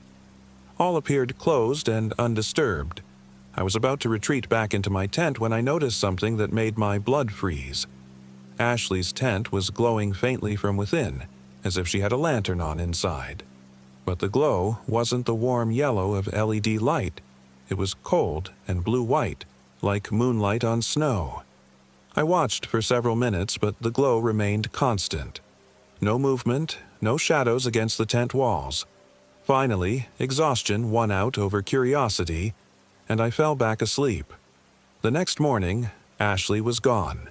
Her tent was zipped shut, sleeping bags still laid out as if she'd simply vanished from inside it. But when we examined it more closely, we found the sleeping bag was unzipped from the inside, and there were muddy footprints leading from the tent toward the tree line. She must have gotten up during the night, Jennifer said, but her voice shook. Maybe she needed to, use the bathroom. Maybe she got disoriented in the fog. Without shoes? Daniel pointed to Ashley's hiking boots, still sitting outside her tent where she'd left them the night before. We called her name until our voices were hoarse, walking in expanding circles around the clearing. The forest swallowed our shouts without echo, as if the trees themselves were absorbing the sound. After 2 hours of searching, we found what might have been a trail, broken branches and disturbed undergrowth leading deeper into the woods. We need to mark our path, I said, pulling out my pocket knife to cut blazes in tree trunks. This fog could come back, and I don't want us getting lost too. The trail led us through increasingly dense forest, where the canopy blocked out most of the sunlight. The air grew colder and carried strange smells, not the normal sense of pine and decomposing leaves, but something metallic and wrong, like old blood mixed with ozone. After an hour of hiking, we found the first sign. It was carved into the trunk of an enormous oak tree, about 6 feet off the ground. Not carved, burned, as if someone had pressed a red-hot brand against the bark. The symbol was unlike anything I'd ever seen. A circle with lines radiating outward, and smaller circles connected by jagged paths. It hurt to look at directly, creating a sensation like vertigo. "What the hell is that supposed to be?" Daniel whispered. "Some kind of warning, maybe," Jennifer said, "or territorial marking." We found more symbols as we continued following the trail, always burned into trees, always at roughly head height, and with each one, the forest around us became more wrong. The trees grew in unnatural formations, their branches intertwining in patterns that suggested deliberate cultivation rather than random growth. Fungi grew in perfect geometric shapes, and the Spanish moss hung in configurations that looked almost like writing when glimpsed from the corner of the eye. It was Jennifer who first noticed the silence. "When's the last time you heard a bird?" she asked, stopping abruptly. We stood, listening. No birds, no insects, no rustling of small animals in the underbrush. Even the wind had stopped, leaving the forest wrapped in a silence so complete it seemed to have physical weight. "We should go back," I said. "Get help from the rangers." "No signal, remember?" Daniel held up his phone. "And do you really want to try to explain this to the authorities?" "Officer, our friend disappeared and we followed some burned symbols into the woods where everything got really quiet." Before anyone could respond, we heard Ashley's voice calling from somewhere ahead of us. Faint but unmistakable. "Help! Please, I'm lost." We rushed toward the sound, crashing through undergrowth and leaping over fallen logs. The trail led us into a grove where the trees formed an almost perfect circle. Their trunks twisted into spiraling patterns that made my eyes water. In the center of the grove stood Ashley. She was facing away from us, completely naked, her clothes nowhere to be seen. Her skin was pale as moonlight, and she stood perfectly still with her arms hanging loosely at her sides. "Ashley!" Jennifer called out. "Thank God! Are you hurt?" Ashley didn't respond, didn't move, didn't even seem to be breathing. "Ashley!" I approached slowly, something primal in my brain screaming warnings. "Can you hear us?" When she finally turned around, I understood why the forest had gone silent. The things living here had sense enough to hide. Ashley's face was wrong. Not obviously wrong. All the parts were there in roughly the right places, but the proportions were off by just enough to trigger every instinct evolution had given us for recognizing predators. Her eyes were too large and too far apart. Her mouth was too wide, stretching nearly to her ears. And when she smiled, revealing teeth that were all canines, the expression never reached those oversized eyes. "I found it," she said in Ashley's voice, but the words came from too deep in her throat. "I found what was calling me." "Ashley, you're scaring us," Jennifer said, taking a step backward. "Are you hurt? Did you hit your head?" The thing wearing Ashley's face tilted its head at an angle no human neck should achieve. Ashley was so easy to take. She wanted to belong somewhere so badly. She practically invited me in. Daniel grabbed my arm. "We need to run. Now." But before we could move, Ashley, or the thing that had been Ashley, began to change. Her skin rippled like water, and her limbs elongated. Her fingers stretched into claws while her face pushed forward into something between human and wolf. The transformation was accompanied by wet, tearing sounds, as if her original body was being shed like an old coat. We ran. Behind us, something that might once have been human began to howl. A sound that was part anguish, part fury, and part invitation. It echoed through the forest, seeming to come from every direction at once. We crashed through the woods without any thought for the trail we'd marked. Branches whipped across our faces and thorns tore at our clothes. Behind us, the howling was joined by the sound of something large crashing through the undergrowth. Moving faster than anything that size should be able to move. "This way!" Daniel shouted, veering left toward what looked like a break in the trees. But when we burst through the opening, we found ourselves back in the grove with the twisted trees. The thing that had been Ashley stood in the center, but now it looked human again. Perfectly, beautifully human, with Ashley's face arranged in an expression of innocent confusion. "Why did you run away?" it asked in Ashley's voice. "I was trying to tell you something important." "You're not Ashley," Jennifer gasped, struggling to catch her breath. "Of course I'm Ashley," it replied, and for a moment I almost believed it. The face was perfect, the voice exactly right. I remember things now, things from before I was Ashley." "Before you were Ashley?" I managed to ask. "Before I was human," it said and smiled that too wide smile. "This place calls to certain people. People who don't quite fit in their own skins. People who are looking for somewhere to belong. Ashley heard the call and came to me willingly." Daniel had been slowly reaching into his backpack. Now his hand emerged with a hunting knife. What happened to the real Ashley? I am the real Ashley, it insisted. Just improved. Perfected. Would you like to be perfected too? The thing took a step toward us, and I saw that its feet weren't quite touching the ground. It floated an inch above the forest floor, moving with liquid grace. The old stories call me Skinwalker, it continued conversationally. But that's not quite right.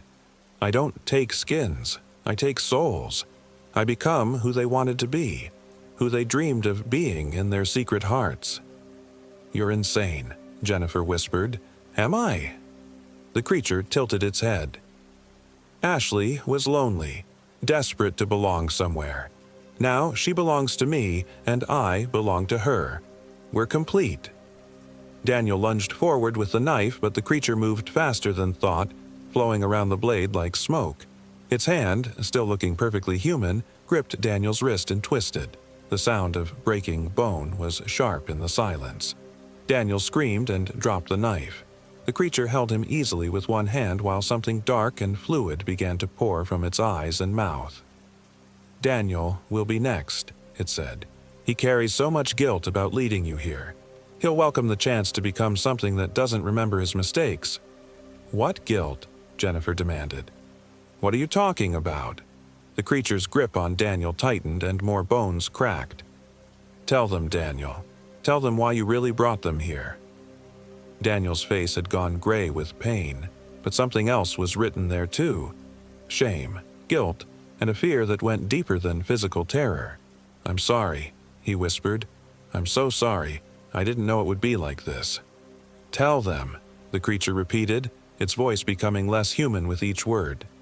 My grandfather, Daniel gasped. He didn't tell me stories. He made me promise. Made me swear I'd bring people here when it called for them. Said if I didn't, it would come for my family instead. The betrayal hit me like a physical blow. You brought us here to feed this thing? I thought it was just stories. Daniel's voice broke. Crazy old man rambling about forest spirits. But then Ashley started having the dreams, calling me in the middle of the night, saying she felt pulled to come here. And I knew my grandfather hadn't been crazy. The creature released Daniel, who collapsed to the ground, clutching his broken wrist. Fear makes the soul more pliable, it explained to Jennifer and me. Betrayal seasons it perfectly. You'll thank me when you understand how much better you'll be without all those messy human emotions. I grabbed Jennifer's hand and ran again, but this time I wasn't just running from the creature. I was running from the horrible realization that there was nowhere to run to. We were miles from civilization, in a forest that seemed to reshape itself around us. Every path led back to the grove. Every escape route circled back to the thing that wore Ashley's face. As we stumbled through the darkening woods, I could hear it following us. Not chasing, following. Like a predator that knows its prey is already trapped. The creek, Jennifer gasped. If we can get back to the creek, maybe we can follow it out. But when we found running water, it wasn't Palo Gocho Creek. This stream was wider, deeper, and flowed in the wrong direction. Worse, the water itself was wrong. Too dark, too thick, with an oily surface that reflected no light. This isn't right, I said. None of this is right. Time moves differently here, came Ashley's voice from behind us. We spun around to find the creature standing at the edge of the trees. It had stopped pretending to be entirely human. Its limbs were too long now, its joints bending in impossible directions. When you cross into my domain, you leave linear time behind. You could walk for years and never find your way out, or you could stop running and join me willingly. Never, Jennifer said, but her voice shook. Everyone joins me eventually, the creature said. The forest is patient, and you're already changing. Can't you feel it? I looked at Jennifer and felt my heart stop. Her eyes had grown larger, just slightly. Her mouth was a little too wide. The changes were subtle but unmistakable. She was becoming like the thing that had taken Ashley. It's the air, the creature explained conversationally. Every breath in my domain carries part of me into you. Soon, you won't be able to remember why you wanted to leave. Jennifer touched her face with trembling fingers. "What's happening to me?" "You're coming home," the creature said. "All of you are coming home." I looked down at my own hands and saw that my fingers had grown longer, the nails sharpening into points. The change didn't hurt. If anything, it felt natural, as if I was finally becoming what I was meant to be. "That's right," the creature whispered. "Let go of your human fear. Embrace what you're becoming." For a moment, I almost did. The promise of belonging, of never having to struggle with loneliness or self-doubt again, was seductive. But then I remembered Ashley's face when she'd first looked at the forest and said it felt familiar. She'd been changing even then, preparing for this moment. "No," I said, and bit down hard on my tongue. The pain was sharp and human and real, clearing my head of the creature's influence. "Jennifer, focus! Remember who you are!"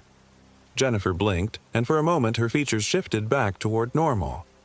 "Michael, what's happening to us?" "Fight it," I urged. "Remember your family, your job, your life before this place." The creature's expression shifted to annoyance. "Pain is temporary. What I offer is eternal." "What you offer is slavery," I shot back. "You don't perfect people. You erase them and wear their faces." The creature dropped all pretense of humanity then. Its form stretched and twisted, becoming something that hurt to look at directly. Too many joints, too many teeth, skin that shifted like oil on water. "Then you'll join me the hard way," it snarled in a voice like breaking glass. It moved toward us with liquid speed, but I was ready this time. I grabbed a fallen branch and swung it like a club, not at the creature but at the symbols burned into the nearest tree. The branch connected with a sound like thunder, and the symbol cracked. The creature screamed, a sound that seemed to come from the earth itself. It stumbled, its form becoming less stable. "The symbols!" I shouted to Jennifer. "They're what's holding this place together." We ran from tree to tree, destroying every burned symbol we could find. With each one that broke, the forest around us became more normal. Birds began to sing, insects buzzed, and the oppressive silence lifted. The creature followed us, becoming more desperate and less human with each destroyed symbol. But it was also becoming weaker, its form flickering between Ashley and the nightmare it truly was. When we destroyed the last symbol we could find, the creature let out a wail of pure anguish and collapsed to the ground. For a moment, it looked like Ashley again, the real Ashley, confused and terrified. "Help me," she whispered. "I can't find my way back." Jennifer started toward her, but I held her back. "It's still not her," I said. "Look at its eyes." Ashley's eyes were completely black now, reflecting nothing. As we watched, her form began to dissolve, becoming smoke and shadow before dispersing into the wind. The forest around us shifted and changed, the twisted trees straightening, the impossible geometry returning to normal. In the distance, I could hear the sound of real water, Palo Gaucho Creek flowing where it should be.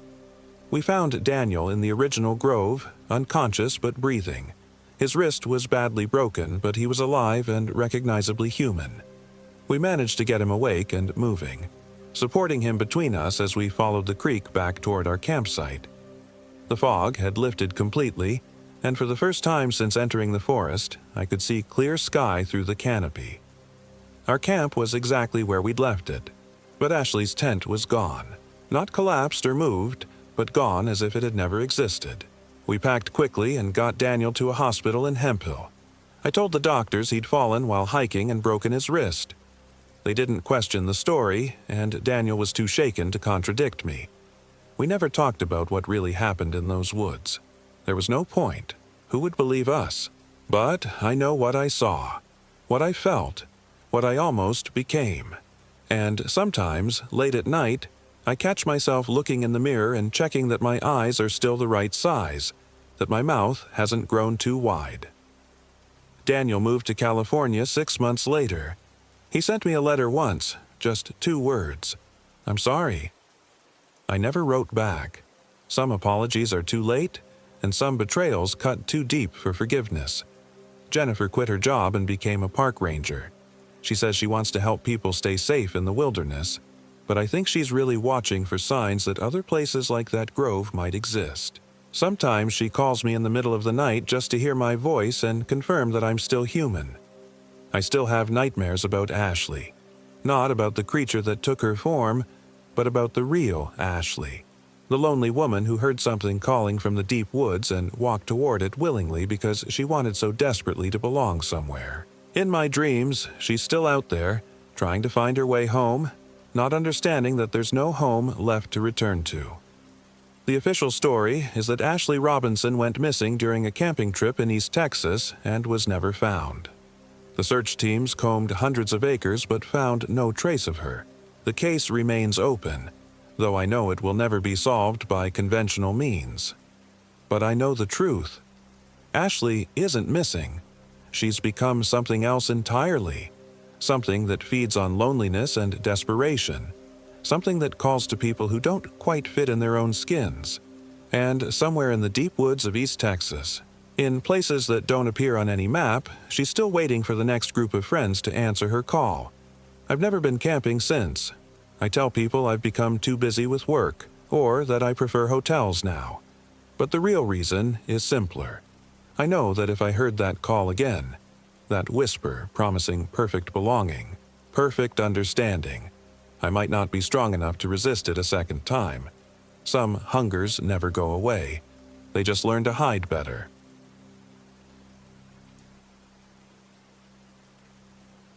My name is Michael Williams, and I am 34 years old. This happened in the remote wilderness of Davis Mountain State Park in far west Texas, where the desert meets the sky and civilization feels like a distant memory. The idea for the camping trip came during one of those soul-crushing Monday morning meetings at the accounting firm where I'd been grinding away for the past 8 years. Jennifer Williams, no relation despite the shared surname, had been staring out the conference room window at the gray Dallas skyline when she suddenly turned to our small group and said, "We need to get out of here. I mean, really out. Somewhere we can't even get cell service." Robert Johnson, always the practical one, had initially resisted. "Come on, Jen. We've got the Morrison audit coming up and—" "The Morrison audit will still be there when we get back," Sarah Rodriguez interrupted, her dark eyes lighting up with the first genuine enthusiasm I'd seen from her in months. "I'm in. Where were you thinking?" That's how the four of us, the unofficial misfits of Henderson and Associates, ended up planning a 3-day primitive camping trip to one of the most isolated corners of Texas. Jennifer had done her research, finding a backcountry site in Davis Mountain State Park that required a 4-mile hike from the nearest parking area. No facilities, no water, no contact with the outside world. Just us, our gear, and the vast emptiness of West Texas. I should have listened to the voice in my head that whispered warnings as we drove away from the city limits that Friday afternoon. Should have paid attention to the way the landscape seemed to swallow us whole as we headed west on I-20, the familiar urban sprawl giving way to increasingly desolate terrain. Should have noticed how the radio stations faded one by one until there was nothing but static and the endless drone of wind across the desert. But I didn't. I was too caught up in the novelty of escape, too eager to leave behind the fluorescent lights and recycled air of the office. The others seemed to feel it too. Jennifer had rolled down all the windows despite the October heat, letting the dry wind whip through her auburn hair as she drove.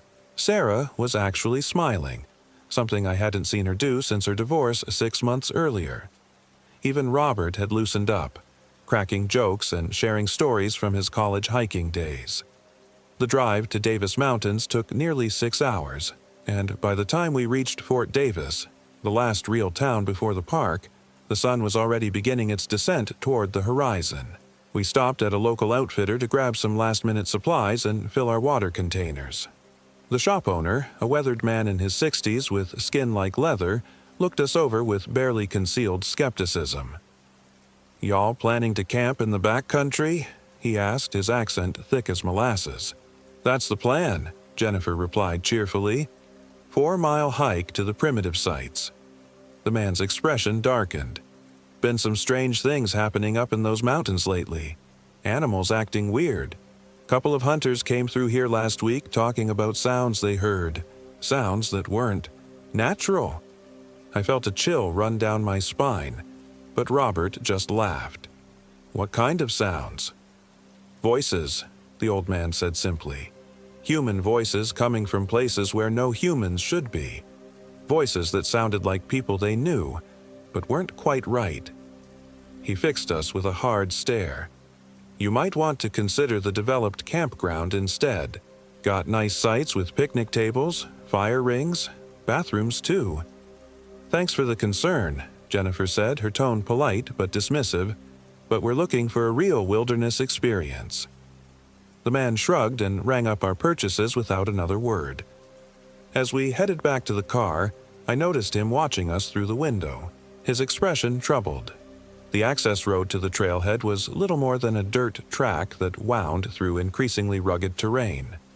Massive granite outcroppings jutted from the earth like the bones of some prehistoric beast, and the sparse vegetation, mostly stunted oaks and thorny desert shrubs, seemed to claw at our rental SUV as we bounced along the rutted path. By the time we reached the trailhead parking area, the sun had dropped behind the mountains, painting the sky in shades of orange and purple that seemed almost unnatural in their intensity. The parking area was nothing more than a cleared patch of dirt, with a weathered wooden sign marking the beginning of the Skyline Ridge Trail. Ours was the only vehicle. "Well, this is it," Jennifer announced, killing the engine. The sudden silence was oppressive, broken only by the whisper of wind through the sparse vegetation. We shouldered our packs. Mine felt impossibly heavy despite my attempts to pack light, and set off up the trail as the last light faded from the sky. The path was marked with occasional reflective blazes, but they seemed pitifully inadequate in the gathering darkness. Our headlamps created small circles of white light that only seemed to emphasize the vast emptiness surrounding us. The hike was harder than any of us had anticipated. The trail climbed steadily through rocky terrain, and more than once we found ourselves scrambling over loose stones or navigating around fallen trees. Sarah, despite being the smallest of our group, proved to be the strongest hiker, setting a pace that left the rest of us breathing hard. "How much further?" Robert gasped after what felt like hours of steady climbing. Jennifer consulted her GPS device, frowning at the display. "That's weird. It shows we're only about a mile in, but I could have sworn we've been walking for at least 2 hours." I checked my watch and felt a cold knot form in my stomach. Jennifer was right. We'd been on the trail for over 2 hours. But according to her GPS, we'd covered barely a quarter of the distance to our campsite. "Maybe the terrain is just more difficult than we expected," Sarah suggested, though she sounded uncertain. "These mountain trails can be deceiving."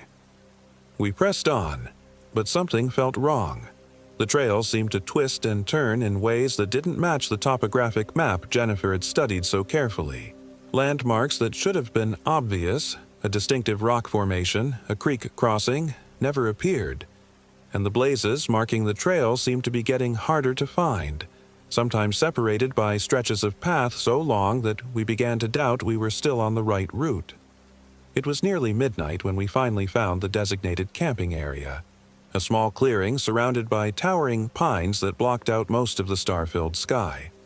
We were all exhausted, our nerves frayed by the unexpectedly difficult hike and the growing sense that something wasn't quite right about this place. "Let's just get the tents up and deal with everything else in the morning," Robert suggested, and no one argued. Setting up camp by headlamp was awkward and frustrating. The ground seemed harder than it should be, resistant to our tent stakes. The wind, which had been barely noticeable during the day, had picked up and kept catching our rain flies, turning a simple task into a battle. And there was something else, a smell in the air that I couldn't quite identify. It was organic, earthy, but with an underlying note of decay that made my stomach churn. "Anyone else smell that?" I asked as I struggled with my tense guy lines. "Smell what?" Jennifer replied, but I noticed she wrinkled her nose as she said it. "It's probably just decomposing vegetation," Sarah said. "Forest floors are full of organic matter breaking down." But this didn't smell like normal decomposition. It smelled like something that had died and been left to rot in the sun, then buried under layers of pine needles and dirt. I decided not to press the issue. Everyone was tired and on edge, and the last thing we needed was to start freaking each other out over what was probably nothing. By the time we had our camp set up, it was well past 1 in the morning. We decided to skip the campfire.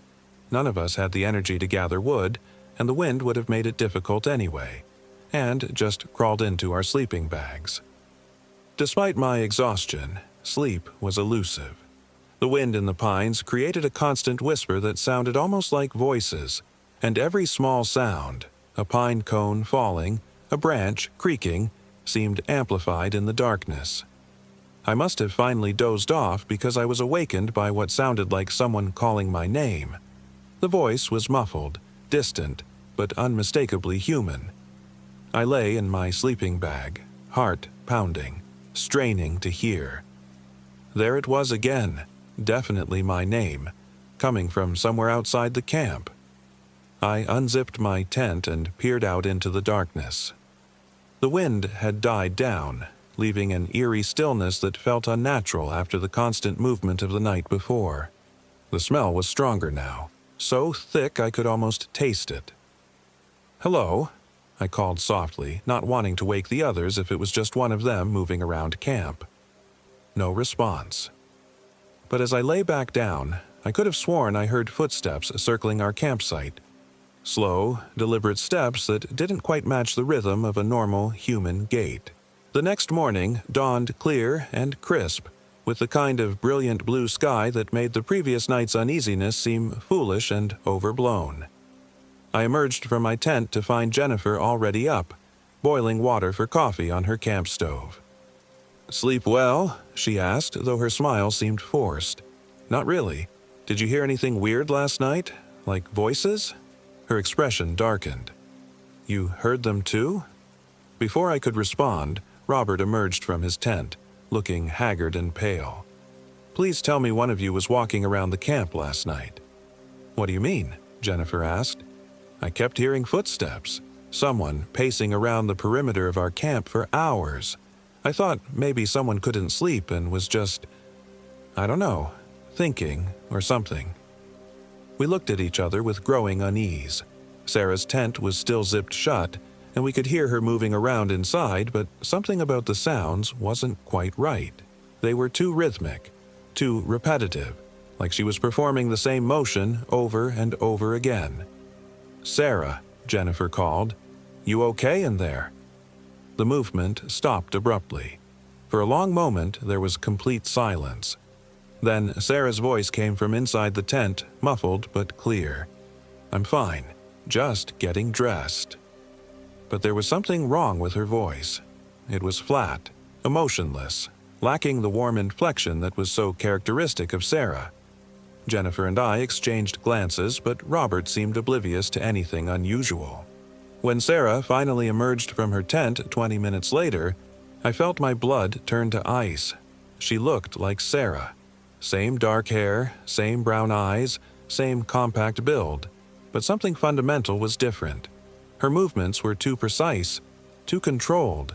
Her smile was too wide, too fixed, and her eyes were completely empty. "Good morning," she said, her voice carrying that same flat quality I'd noticed earlier.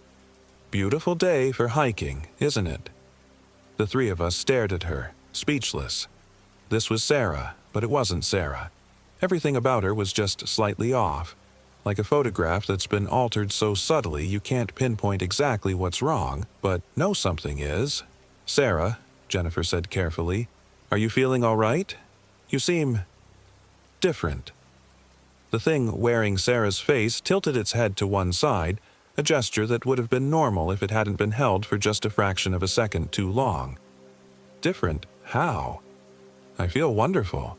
Better than I have in months." I wanted to run.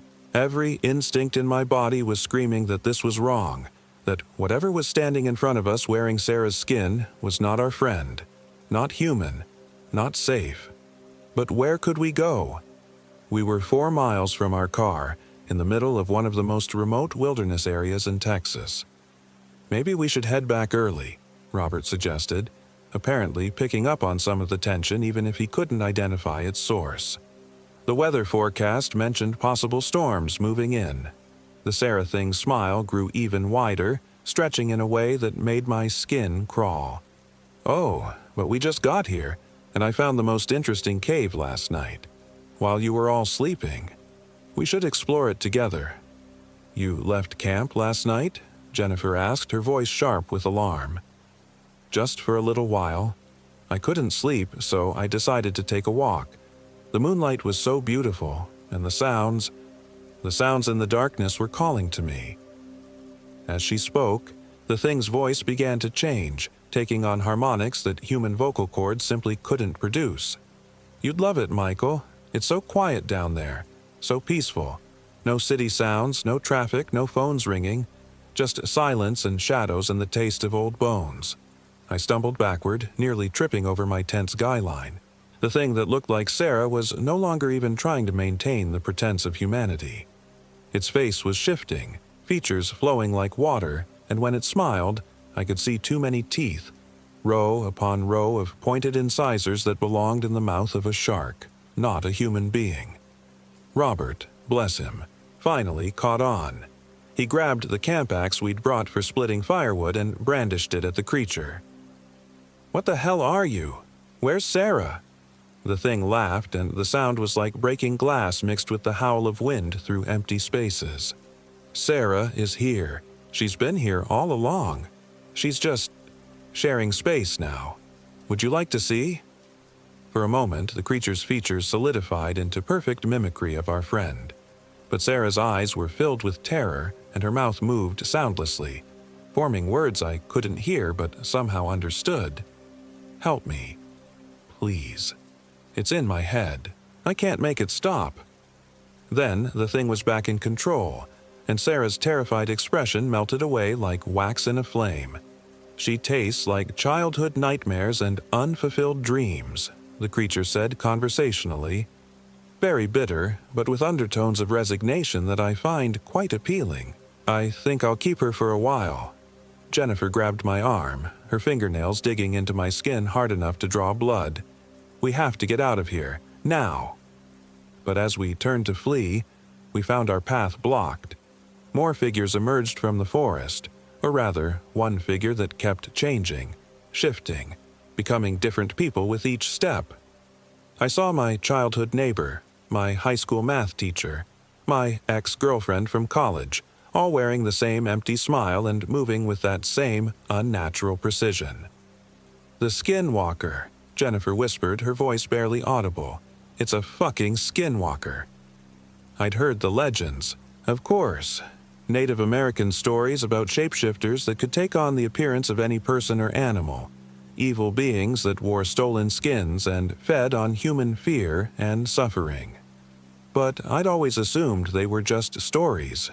Folklore meant to keep children close to home and adults respectful of the wilderness. Clearly, I'd been wrong. The creatures, or creature, I couldn't tell if it was one entity with multiple forms or several working together, began to circle us, always staying just at the edge of our vision.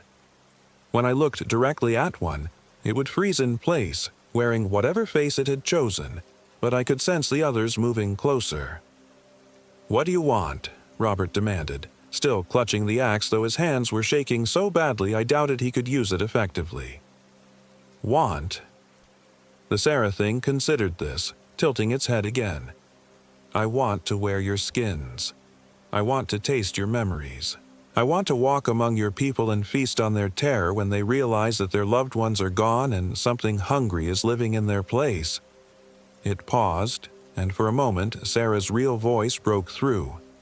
"Run. Please. While you still can. It's going to—" The creature reasserted control with a violent shake of its head, and when it spoke again, its voice was purely inhuman.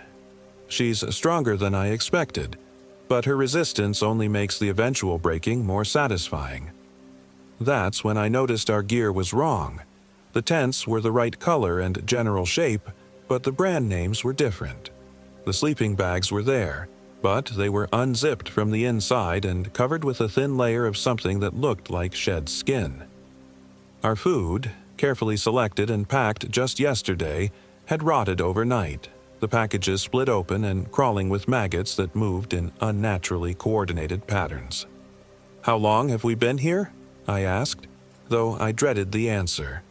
The creature smiled with Sarah's mouth. "Time moves differently in my territory. You've been here 3 days, or 3 hours, or 3 years. Does it matter? Your people have already forgotten you exist." I fumbled for my phone, but the screen was black, dead. Jennifer's was the same, as was Robert's. Our GPS devices showed nothing but static, and our compasses spun wildly, unable to find magnetic north. "Your technology doesn't work here," the creature explained with mock helpfulness. "Metal rots, plastic becomes brittle, electronics die. This is old land, older than your species, and it remembers what came before you. It remembers when my people hunted yours for sport and sustenance." The figures around us were getting closer, and I could see now that while they wore human shapes, they cast no shadows despite the bright morning sunlight. Their footsteps made no sound on the pine needles and fallen leaves, and when they breathed, no vapor came from their mouths despite the cold morning air. "The cave," Jennifer whispered urgently. "It said it found a cave last night. Maybe that's where it's keeping the real Sarah." It was a desperate plan, but it was the only option we had. If we could somehow get to the cave, maybe we could save Sarah and find a way out of this nightmare. But first, we had to get past the circle of creatures surrounding us. Robert seemed to have the same idea. Without warning, he let out a war cry and charged at the nearest figure, something wearing the face of his dead father, swinging the axe in a wide arc. The blade passed through the creature harmlessly, and for a moment I thought our situation was hopeless. But then the thing screamed, a sound like tortured metal, and its stolen form began to waver and dissolve. Whatever these creatures were, they could be hurt, even if conventional weapons didn't work in conventional ways. "Iron!" Jennifer shouted. "The axe head is iron. They can't stand iron." I grabbed my multi-tool, genuine steel with an iron core, and lunged at another creature. Like Robert's axe, my blade passed through its form without making contact. But the proximity of the iron caused the thing to recoil in apparent agony. We fought our way through the circle of creatures, using our iron implements like talismans to drive them back. They didn't give up easily. Each one we forced to retreat was quickly replaced by another, wearing a different stolen face. But we managed to break free and plunged into the forest. The trees seemed to shift and move around us as we ran, trails appearing and disappearing, familiar landmarks changing position when we weren't looking directly at them. But Jennifer proved to be an excellent navigator, using the sun's position and the slope of the land to guide us generally downhill toward what we hoped was the cave the creature had mentioned. We found it after what felt like hours of desperate flight through increasingly twisted terrain. The entrance was a gaping maw in the side of a granite cliff, so dark that our headlamps couldn't penetrate more than a few feet into its depths. The smell that had been haunting our campsite was stronger here, rolling out of the cave like a physical presence. "Sarah?" I called into the darkness. "Sarah, are you in there?" For a moment there was no response. Then, faintly, we heard her voice, her real voice, weak and terrified but definitely human. I'm here. Please help me." We entered the cave together, our headlamps creating a small bubble of light in the oppressive darkness. The walls were covered with what looked like scratches or claw marks, and the floor was littered with bones. Some animal, some disturbingly human in appearance. We found Sarah about 50 feet into the cave, suspended from the ceiling by what looked like thick spider webs but felt like something far more sinister when I touched them. She was unconscious but breathing, and she looked like herself. Really herself, not the hollow-eyed puppet that had emerged from the tent that morning. "How do we get her down?" Robert asked, examining the web-like bonds. "Carefully," Jennifer replied, producing a folding knife from her pack. "If we cut the wrong strand, the whole thing might collapse. We worked together to free Sarah from her bonds, cutting through the sticky strands one at a time. She began to stir as we lowered her to the cave floor, her eyes fluttering open to focus on our faces. "Michael," she whispered. "Jennifer, how did you... Where are we?" "Long story," I said, helping her to her feet. "We need to get out of here, now." But as we turned to leave, we found our path blocked by the Sarah thing, its stolen features now grotesquely exaggerated. "You're taking my favorite plaything," it said in a voice like grinding stone. "That's very rude." Behind it, more figures filled the cave entrance, dozens of them, all wearing the faces of people we knew, people we'd loved, people we'd lost. The Skinwalker had been collecting appearances for far longer than I'd realized, building a gallery of stolen identities. "You can't keep us here," Jennifer said, but her voice lacked conviction. The creature laughed. "Can't I? This is my domain, my hunting ground. Your kind has forgotten the old rules, forgotten that there are things in the dark that hunger for more than just flesh. I feed on identity itself, on the essence of what makes you human. And you four are going to feed me for a very long time." The real Sarah swayed on her feet, still weak from whatever the creature had done to her. "It showed me things," she whispered. "Memories that aren't mine. Lives it's stolen. People it's wearing. There are dozens of them, maybe hundreds, all trapped inside it, aware but helpless." The creature's form began to shift and flow, cycling through face after face, some familiar, others completely unknown. Each expression was a mask of terror and despair, the last moments of identity before being subsumed into the thing's collective consciousness. "Choose," it said, its voice now a chorus of the consumed. "One of you can leave, the others stay. Choose quickly, or I take all of you." It was an impossible decision, but I found myself stepping forward. "Take me. Let the others go." "No," Robert said immediately. "Take me instead. I'm older. I've lived my life." "Both of you shut up," Jennifer snapped. "We're all getting out of here together." She raised her knife, not the folding blade she'd used to cut Sarah's bonds, but a larger, fixed-blade hunting knife I hadn't seen her carry before. The steel gleamed in our headlamp beams, and I could see iron inlay work along the spine. "My grandfather made this," she said, advancing on the creature. "Forged the steel himself and folded iron into the blade. He told me stories about things like you, creatures that wear borrowed shapes and feed on stolen souls. He said the old ways still work, if you know how to use them." The Skinwalker recoiled from the blade, its stolen faces cycling faster now, expressions of fear replacing the previous confidence. "Iron and steel won't be enough," it hissed. "I am ancient, powerful. I have consumed thousands." "Maybe," Jennifer agreed. "But you've also made a mistake. You showed Sarah your collection, let her see all the people you've absorbed. That means she knows them now, doesn't she? Knows their names, their faces, their stories." Sarah's eyes widened with understanding. In a voice that grew stronger with each word, she began to speak. "Thomas Brennan, taken in 1987. Maria Santos, taken in 1991. David Kim, taken in 1995. She continued, naming name after name, dozens of victims the creature had absorbed over the decades. With each name, the Skinwalker seemed to diminish slightly, its form becoming less solid, less defined. The stolen faces began to separate from the main body, becoming individual spirits that looked at their captor with expressions of growing anger. "What are you doing?" the creature shrieked. "Giving them back their names," Sarah replied, "their identities. The thing you stole from them." She turned to us. "Help me. Say their names. Remember them. Give them the power to break free." We joined in, repeating the names Sarah spoke, adding our voices to hers. The effect was immediate and dramatic.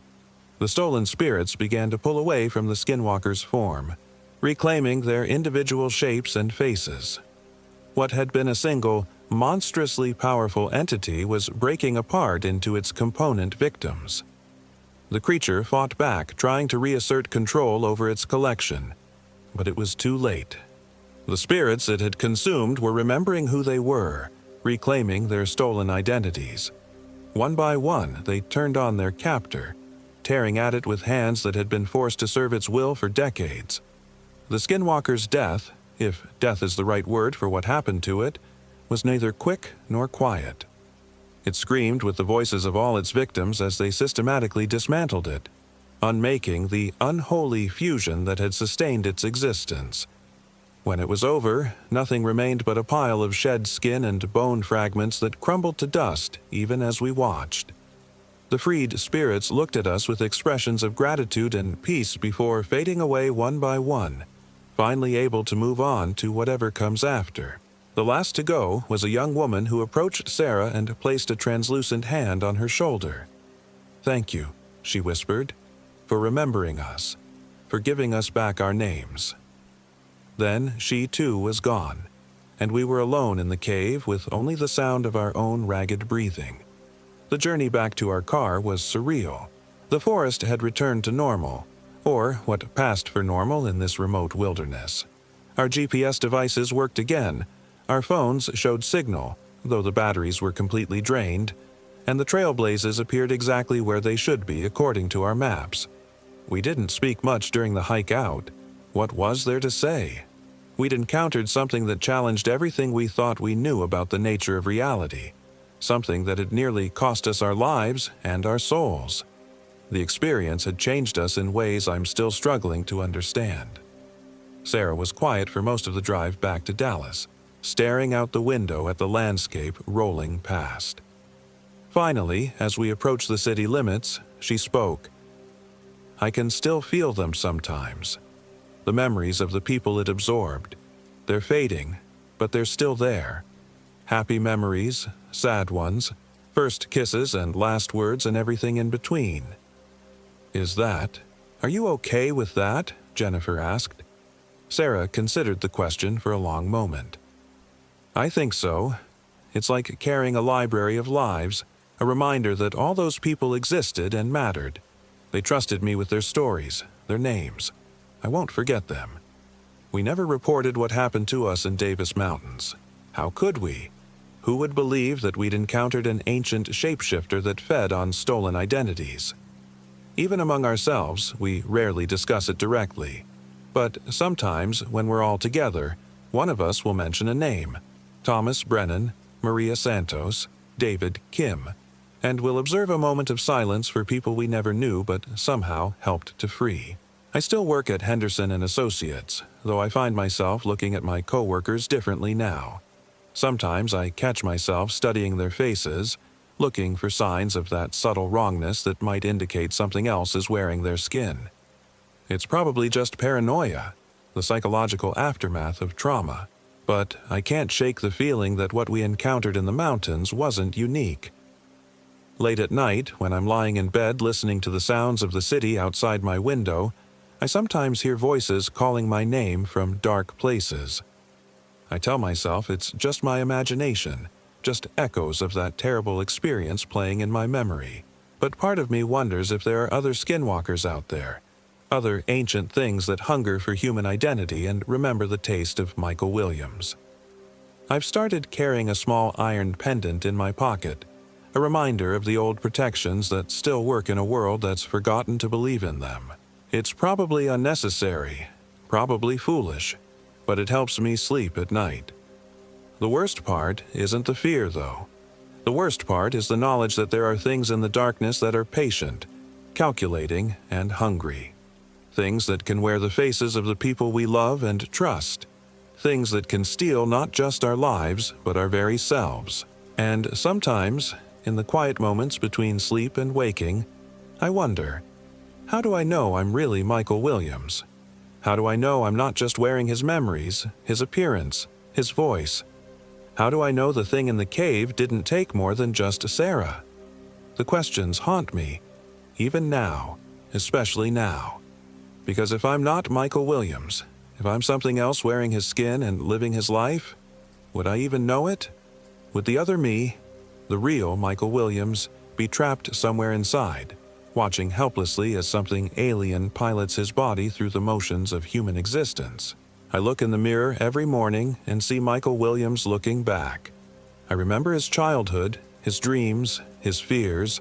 I feel his emotions, speak with his voice, think with his thoughts.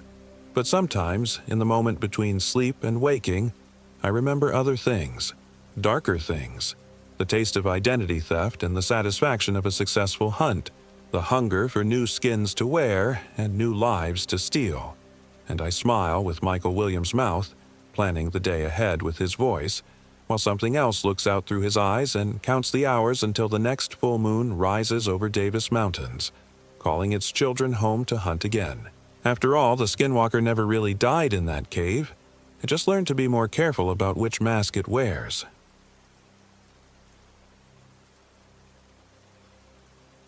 My name is David Jones, and I am 29 years old. This happened in the remote Badlands of West Texas, 30 miles southeast of the Chisos Mountains in Big Bend country, where the desert stretches endlessly toward the Rio Grande and Mexico beyond. The whole nightmare started because Marcus wouldn't shut up about some hidden canyon he'd read about on an obscure hiking forum. Marcus Reed was my college roommate turned weekend adventure buddy, the kind of guy who collected topographic maps like other people collected baseball cards. He'd discovered references to a place locals called Devil's Den, a narrow slot canyon supposedly carved by flash floods somewhere in the Maravillas Creek drainage, miles from any established trail. "Think about it, Dave," Marcus had said, spreading satellite photos across my kitchen table 3 weeks earlier. "When's the last time you discovered somewhere completely untouched? No Instagram posts, no trail markers, no other hikers, just us and the raw wilderness." Marcus was 31, lean and sunburned from years of rock climbing and desert hiking. He worked as a geological surveyor, which meant he spent half his time in places most people would consider uninhabitable. Where I saw desolation, Marcus saw opportunity. Where I felt unease, Marcus felt excitement. I should have trusted my instincts. We drove out from Austin in Marcus's beat-up Toyota Tacoma on a Friday afternoon in late October when the desert heat finally became bearable. The plan was simple: hike in Saturday morning, explore the hidden canyon, camp Saturday night, hike out Sunday. 48 hours in one of the most remote corners of Texas. The nearest town was Lajitas, a resort community that catered to wealthy tourists wanting a sanitized taste of the frontier. From there, we took a dirt road that gradually degraded from gravel to sand to barely visible tire tracks cutting through Ocotillo and Prickly Pear. Marcus navigated using GPS coordinates he'd pieced together from old geological surveys and satellite imagery. "You sure about this location?" I asked as we bounced over another wash.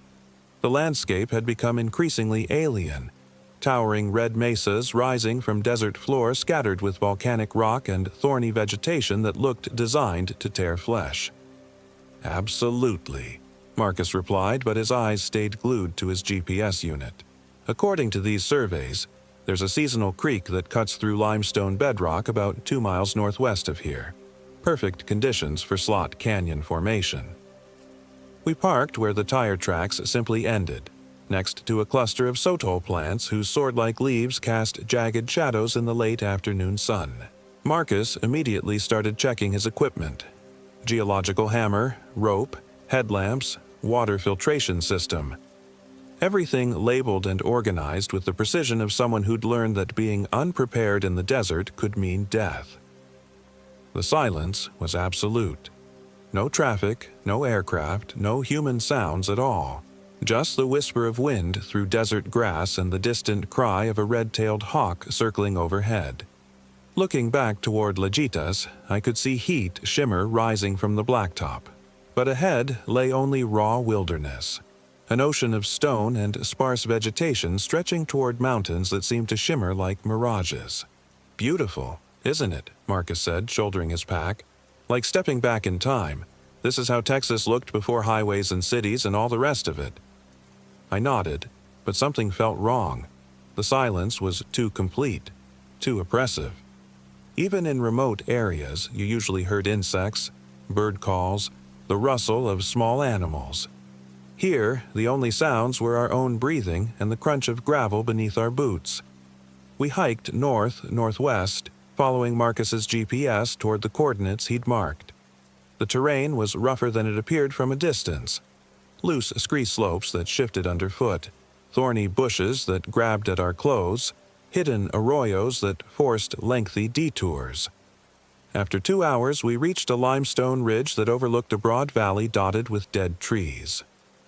"There," Marcus said, pointing toward a dark line cutting through the valley floor. "That's got to be it." The slot canyon wasn't visible until we were almost on top of it.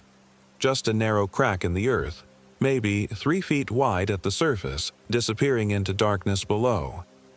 Marcus immediately started setting up rope anchors, his geological training taking over.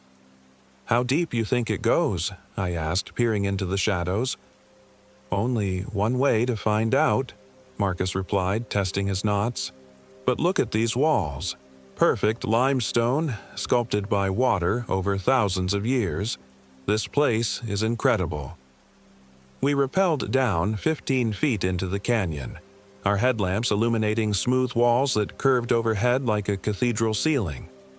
The temperature dropped immediately, from desert heat to cool shadow that raised goosebumps on my arms. Our voices echoed strangely in the narrow space, creating phantom conversations that seemed to come from deeper in the canyon. Marcus was in his element, examining rock formations and taking photos with his waterproof camera. I followed more cautiously, unnerved by how the canyon twisted and turned, creating corners where our lights couldn't penetrate. The walls pressed closer as we went deeper, until we had to walk single file with our shoulders brushing stone. "Check this out," Marcus called from ahead. His voice sounded different, muffled and distorted by the canyon walls. "There's a chamber opening up here." I squeezed around a tight bend and found myself in a circular room maybe 20 feet across, with walls that soared up into darkness. Smooth stone surfaces reflected our headlamp beams, creating shifting patterns of light and shadow. In the center of the chamber lay a perfect circle of flat stone, like an altar. "Natural formation?" I asked. Marcus knelt beside the stone circle, running his hands over the surface. "Has to be, but look at how smooth it is, almost like it's been polished." That's when I noticed the smell, sweet and cloying, like flowers left too long in water, and underneath that, something else, something that made my stomach clench. "Marcus, we should head back. It's getting late." He looked up from the stone circle, and for a moment his face looked strange in the reflected light, older somehow, with shadows under his eyes that hadn't been there before. "Just a few more minutes. I want to see how far this goes." The passage continued beyond the chamber, growing narrower and more twisted. Our headlamps seemed dimmer somehow, as if the darkness was absorbing the light. I checked my watch, 6:47 p.m. We'd been in the canyon for over an hour and the sun would be setting soon. "Marcus, seriously, we need to get out before dark." "Almost done," he called back, his voice echoing from around a corner I couldn't see around. "There's something back here you need to see." I squeezed through the narrow passage, scraped my shoulder on rough stone, and emerged into another chamber. This one smaller but with strange marks carved into the walls. Not petroglyphs exactly, but something else. Symbols that seemed to shift and change when I wasn't looking directly at them. Marcus was standing in the center of the chamber, perfectly still, his back to me. "Marcus!" He didn't respond, didn't move, just stood there like a statue, his headlamp beam pointed straight ahead at a blank wall. "Marcus, what's wrong?" I reached out to touch his shoulder and he spun around fast, too fast. His eyes were wide and completely black, reflecting my headlamp beam like an animal's. His mouth opened, but the sound that came out wasn't his voice. It was something deeper, older, speaking words in a language I didn't recognize. I stumbled backward, my heart hammering against my ribs. Marcus took a step toward me, moving wrong somehow, like his joints bent in directions they shouldn't. The black in his eyes seemed to swirl and deepen. Then the lights went out. Both our headlamps died simultaneously, plunging us into absolute darkness. I fumbled for my backup flashlight, hands shaking so badly I nearly dropped it. When the beam flicked on, Marcus was gone. I spun in a circle, light dancing crazily across the chamber walls. The carved symbols seemed to move in the shifting illumination, writhing like living things. My breathing echoed loud in the enclosed space, rapid and panicked. "Marcus!" my voice cracked. "Marcus, where are you?" Silence, complete and oppressive, pressing against my eardrums like water.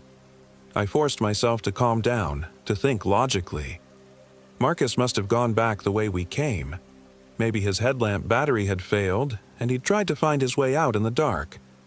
I followed the passage back toward the entrance, moving slowly, checking every corner and alcove. The chamber with the stone circle was empty. The narrow passages were empty. I climbed back up to the surface using the rope Marcus had left anchored, hauling myself into the fading desert twilight. "Marcus!" I shouted across the valley. "Marcus!" My voice echoed off distant cliffs and died away. The desert had become a maze of shadows as the sun dropped toward the horizon. Stars were already appearing in the darkening sky. I spent the next 2 hours searching the area around the canyon entrance, calling Marcus's name until my throat was raw. But the desert gave back only silence and the whisper of wind through stone. Finally, exhausted and fighting panic, I hiked back to our planned campsite, a flat area near a cluster of barrel cacti where we'd intended to set up our tents. Marcus's gear was still there, neatly arranged exactly as he'd left it. His tent, sleeping bag, cooking equipment, extra water, everything except Marcus himself. I set up my own tent with shaking hands, checking my phone repeatedly, even though I knew there was no signal out here. The nearest cell tower was probably 50 miles away. My GPS unit showed our location as a blank area between roads that existed only as dotted lines on the electronic map. Night fell like a curtain dropping. Desert darkness is absolute. No light pollution, no ambient glow, just star-filled sky and black landscape. I huddled in my tent with my flashlight, trying to make sense of what had happened. Maybe Marcus had gotten disoriented in the dark, fallen, hit his head. Maybe he was lying unconscious somewhere nearby.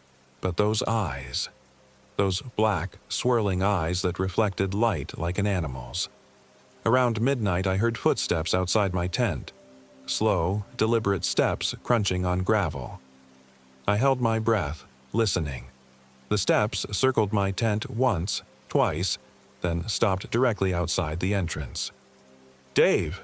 Marcus's voice, but wrong somehow. Flat and emotionless. "Dave, let me in. I'm hurt." Relief flooded through me. "Marcus! Jesus, where have you been? I've been looking everywhere." "Let me in, Dave. Please, I'm cold." I unzipped the tent flap and shined my flashlight outside. Marcus stood about 10 feet away, perfectly motionless. He was naked except for his hiking boots, his skin pale in the flashlight beam. Scratches covered his arms and chest, long, parallel marks that looked like claw marks. "Marcus, what happened? Where are your clothes?" He didn't answer, just stood there, unblinking, that same flat expression on his face. When I moved the flashlight beam, his eyes reflected the light like mirrors. "Marcus?" He smiled then, but it wasn't Marcus's smile. Too wide, showing too many teeth. And his teeth looked wrong, sharper somehow, more pointed. "Let me in, Dave." Something in his tone made my skin crawl. I zipped the tent flap shut and backed away from the entrance.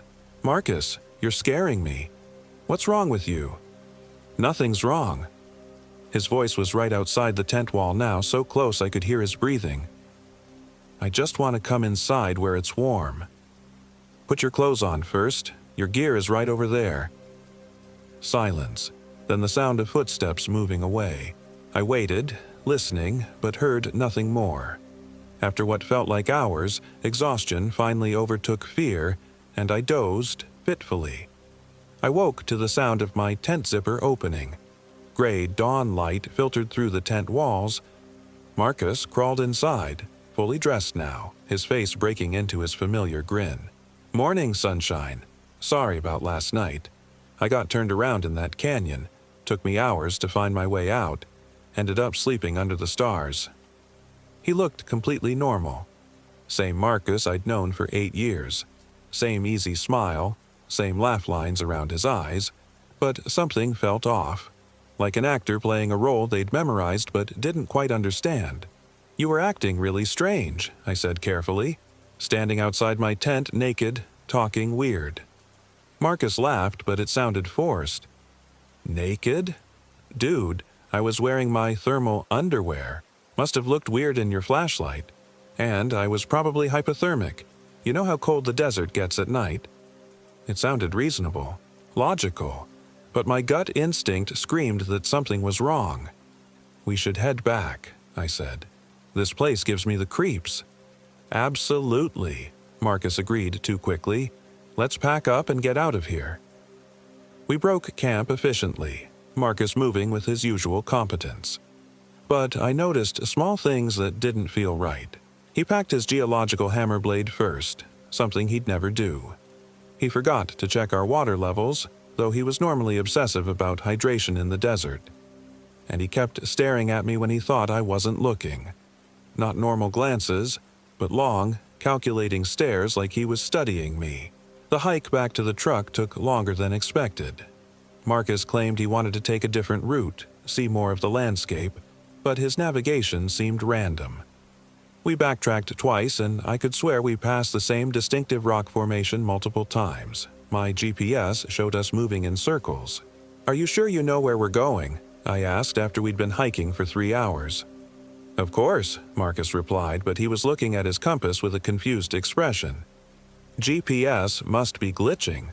All this limestone probably interferes with the signal."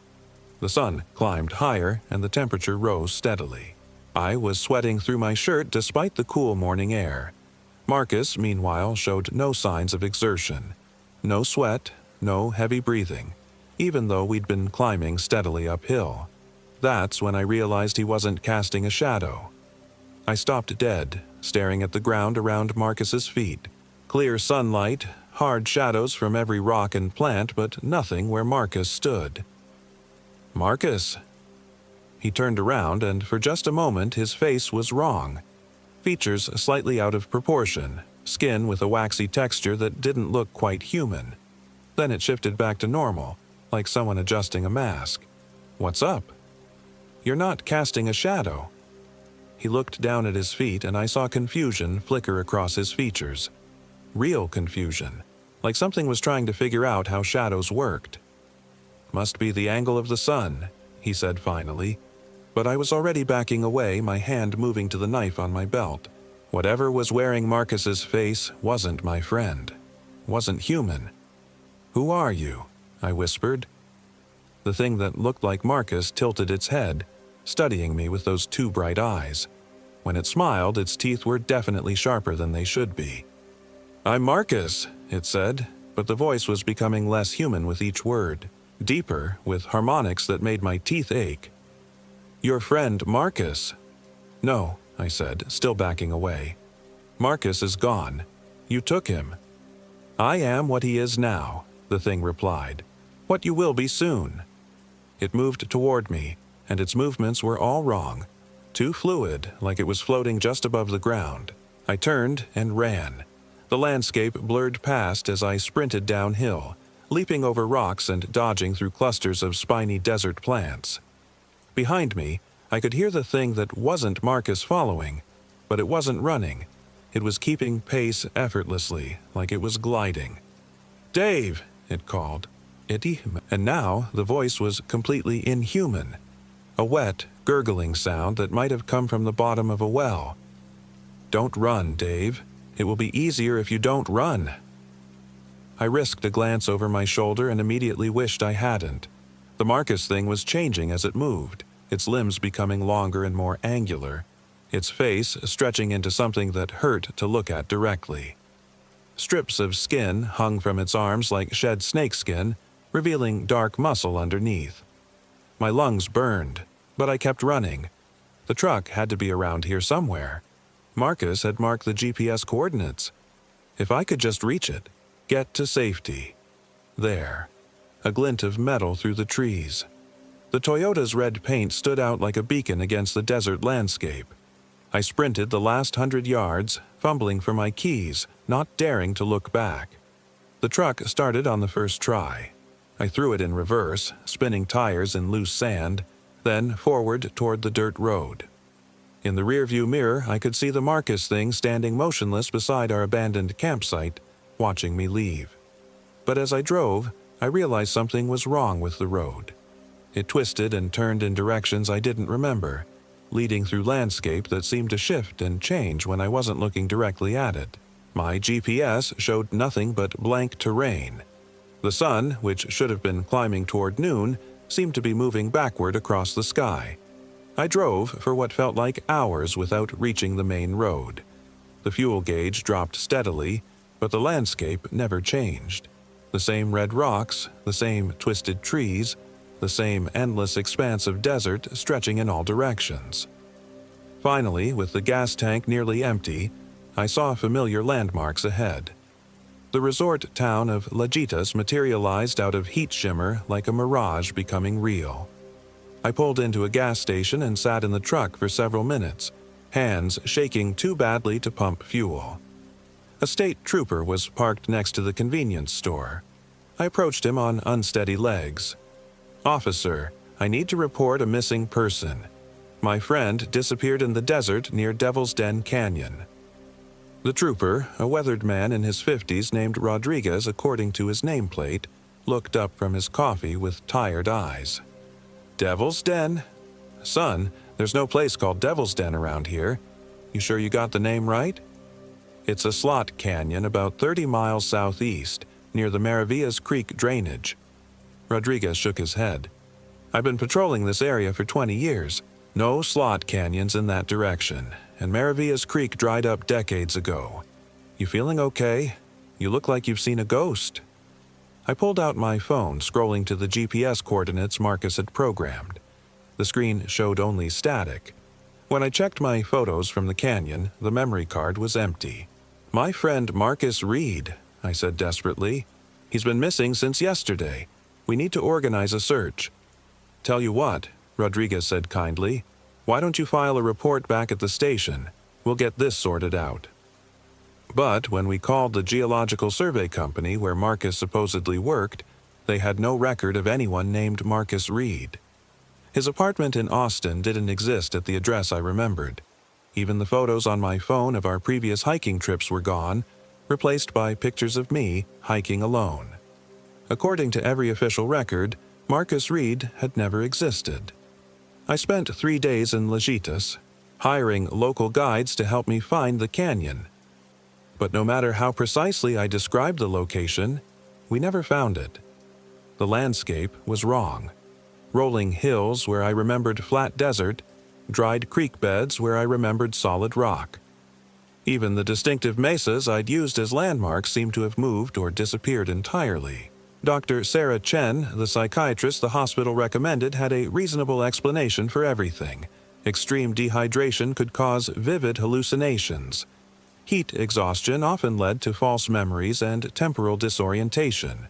The isolation and stress of solo camping might have triggered a psychological break, causing me to invent an imaginary companion. "It's more common than you might think," she said gently. "The mind creates elaborate false memories to fill gaps caused by trauma or exhaustion. The friend you remember probably represents some aspect of yourself that you've dissociated from." Her explanation made perfect sense. Logical, scientific, rational. But it didn't explain the scratches on my arms that looked like claw marks. It didn't explain why my camping gear showed signs of being used by 2 people. And it didn't explain the voice I sometimes heard in the middle of the night, calling my name from outside my apartment window. "Dave, Dave, let me in. I'm cold." I moved back to Austin. tried to rebuild my life, got a new job, new apartment, tried to convince myself that Dr. Chen was right, that Marcus had been a stress-induced hallucination, a product of isolation and dehydration. But 6 months later, I was hiking alone in the hill country when I met another solo hiker on the trail. Friendly guy, about my age, who struck up a conversation about geological formations. Said his name was Marcus Reed, and he worked as a geological surveyor. He looked nothing like the Marcus I remembered, but his mannerisms were identical. The way he examined rock formations, his obsession with maps and coordinates, even his laugh, everything was exactly the same. "You look familiar," he said, studying my face with those two bright eyes. "Have we met before?" I ran, left my gear, left everything, and ran back to my car without looking back. But as I drove away, I could see him in my rearview mirror, standing motionless on the trail, watching me leave with that same calculating stare. That was 2 years ago. Since then, I've encountered Marcus Reed 17 more times. Different faces, different bodies, but always the same person underneath. He appears on hiking trails, in camping areas, anywhere people go to experience the wilderness alone. He's patient, he's learning. Each time he's better at being human, more convincing in his performance. But there are always small details that give him away. The lack of shadow, the too sharp teeth, the way he moves like he's not quite used to having a physical form. I've tried warning other hikers, but they think I'm crazy. The few who listen never take it seriously until it's too late. Because Marcus doesn't just replace people. He becomes them so completely that it's like they never existed at all. No records, no memories, no trace they were ever real. I know he's getting closer. The encounters are becoming more frequent, more brazen.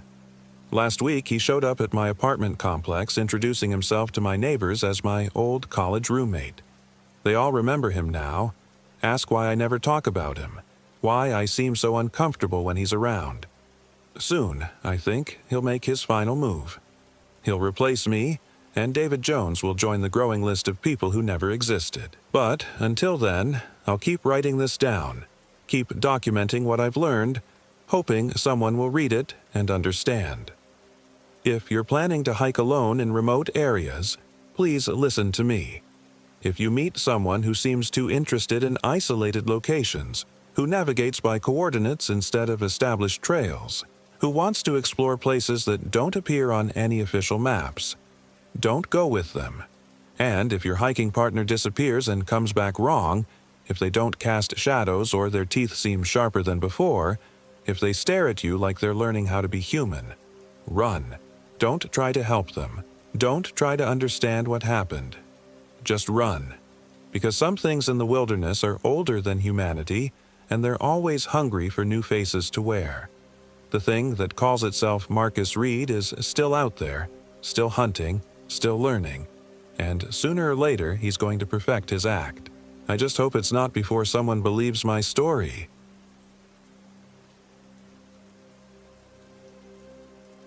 My name is Brandon Edwards, and I am 24 years old. This happened in the remote wilderness of Devil's Den Canyon, deep in the Chisos Mountains of Big Bend, Texas, during what was supposed to be our last camping trip together before graduation. The four of us had been planning this trip for months.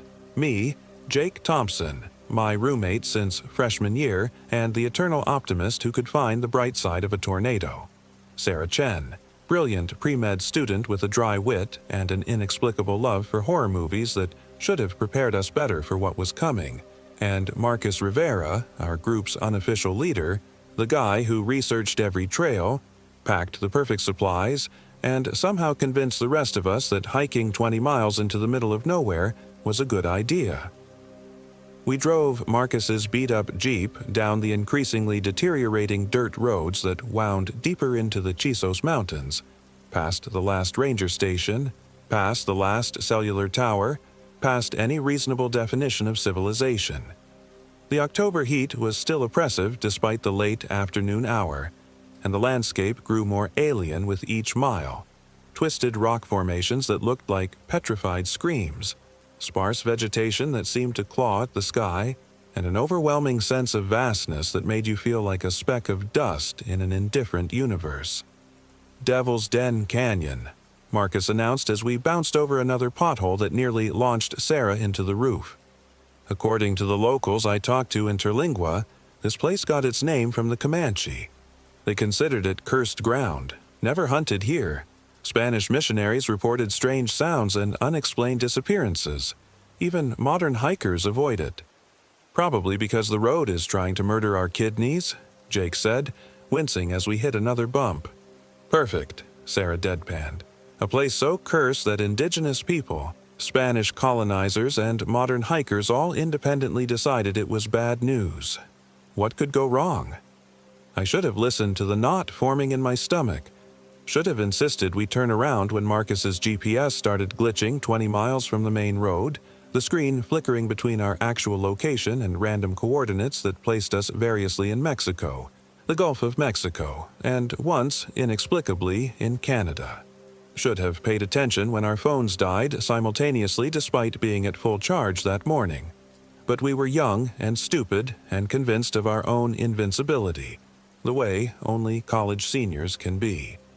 We parked where the road finally gave up, pretending to be passable, shouldered our packs, and began the 5-mile hike to our planned campsite. The trail was barely visible, more of a suggestion carved into the limestone by decades of flash floods and the occasional foolhardy hiker. The silence was the first thing that struck me as wrong. Not peaceful quiet, but an aggressive absence of sound that seemed to press against my eardrums. No birds, no insects, no wind through the sparse grass. Just our breathing and the crunch of our boots on loose rock. "It's like the whole place is holding its breath," Sarah murmured about 2 hours in, voicing what we were all thinking. The sun was setting by the time we reached Devil's Den Canyon proper, a natural amphitheater carved from red limestone, maybe half a mile across, with walls that rose nearly 200 feet on all sides. A thin stream trickled through the center, feeding a small pool that reflected the dying light like a mirror made of blood. Ancient petroglyphs covered the canyon walls, spiraling symbols and humanoid figures that seemed to shift and dance in my peripheral vision. "Home, sweet home," Marcus said with forced cheer, but I noticed he kept glancing at those petroglyphs like they were watching him back. We made camp near the stream, far enough from the water to avoid flash flood danger but close enough for easy access. The ritual of setting up tents and starting a fire should have felt normal, comforting even, but everything felt slightly off. My tent stakes wouldn't bite into the ground properly, the soil seeming to reject them. Jake's sleeping bag kept sliding off his air mattress no matter how he positioned it. Sarah's camp stove sparked and sputtered despite working perfectly that morning, but it was the fire that first made us truly uneasy. Marcus had built fires hundreds of times. Eagle Scout, camping since he was 5, the whole outdoorsman package. He could start a fire in a rainstorm with wet matches. But our fire that night refused to behave. The flames kept changing color, shifting from normal orange to sickly green to deep purple, casting shadows that moved independently of our bodies. The smoke, instead of rising straight up in the still air, seemed to writhe and coil, forming shapes that looked almost deliberate. Grasping hands, distorted faces, things that made us all step back without discussing why. "Mineral deposits in the wood," Marcus said, but his voice lacked conviction. "Copper, maybe some sulfur compounds in the soil." None of us called him on the obvious lie. We needed the rationalization, thin as it was. We roasted hot dogs that tasted like ash and tried to pretend everything was normal. Jake pulled out his acoustic guitar and strummed a few chords, but the music sounded wrong in that vast silence, the notes seeming to die before they could properly form. The stars above were brilliant in the clear desert air, but they seemed cold and distant, and I found myself avoiding looking up for too long, as if something might be looking back. "So," Sarah said, poking at our impossible fire with a stick, "anyone want to share ghost stories? Really lean into the ambiance?" "How about we save the ghost stories for when we're not camped in a place literally called Devil's Den?" Jake suggested. But Marcus was staring at the canyon walls, specifically at the petroglyphs that seemed to flicker and writhe in the firelight. "The locals told me something interesting about those," he said slowly. "The symbols aren't Comanche. They're older, much older. Some archaeologist from UT studied them in the 80s, claimed they depicted transformation rituals, humans becoming animals, animals becoming humans." "Skinwalkers," Sarah said matter-of-factly. "Navajo legend, though the concept exists in various forms across many southwestern tribes. Witches who can take animal form, supposed to be drawn to places where the barrier between the physical and spiritual worlds is thin." "Jesus. Sarah," Jake said. "Could you? Maybe not." "What? It's just folklore. Anthropologically fascinating, actually. The Skinwalker myth serves multiple cultural functions, explaining unexplained phenomena, enforcing social taboos, providing a framework for—" A sound cut her off. Low, prolonged, coming from somewhere high on the canyon walls.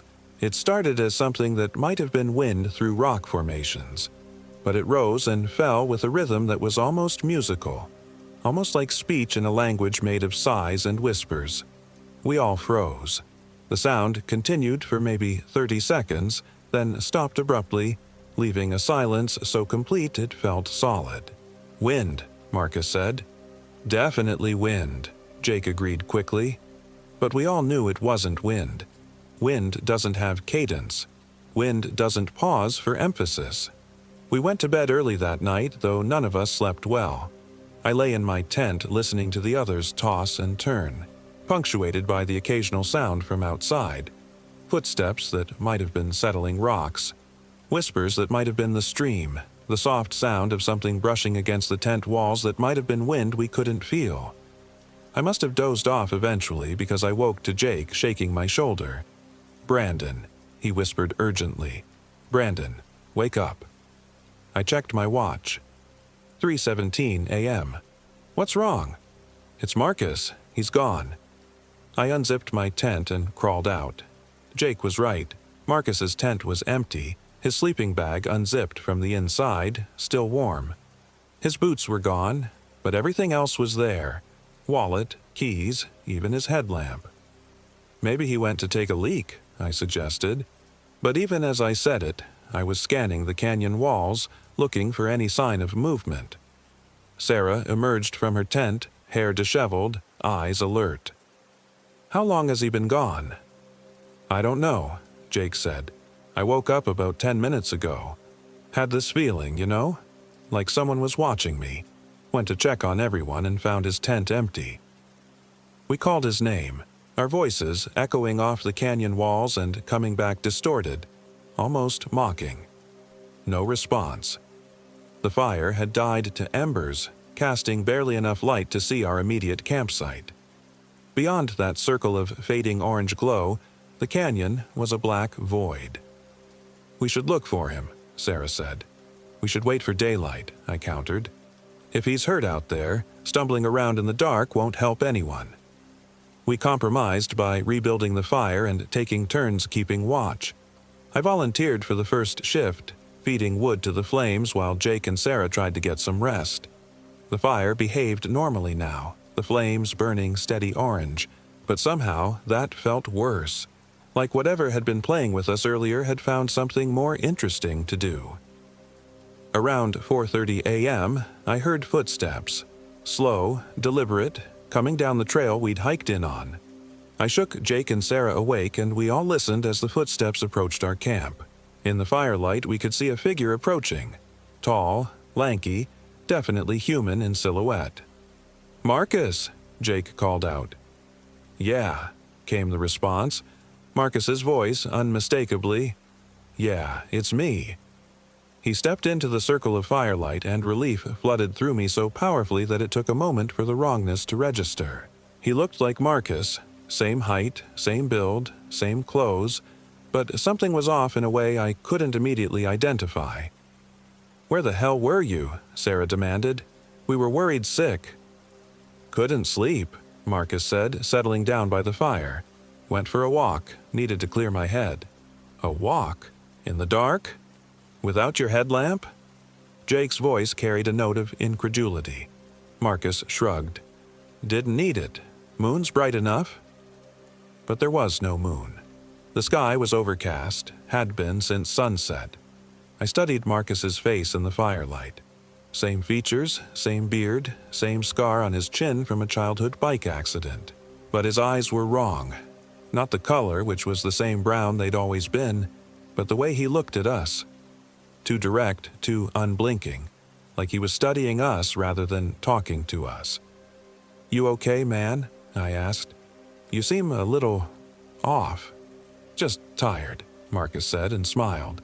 The smile was wrong too wide, held too long, showing too many teeth. We sat in uncomfortable silence for a few minutes. Marcus stared into the fire without blinking, his head tilted at an angle that was just slightly too acute to be natural. When Sarah asked him about his walk, where he'd gone, what he'd seen, he answered in single syllables.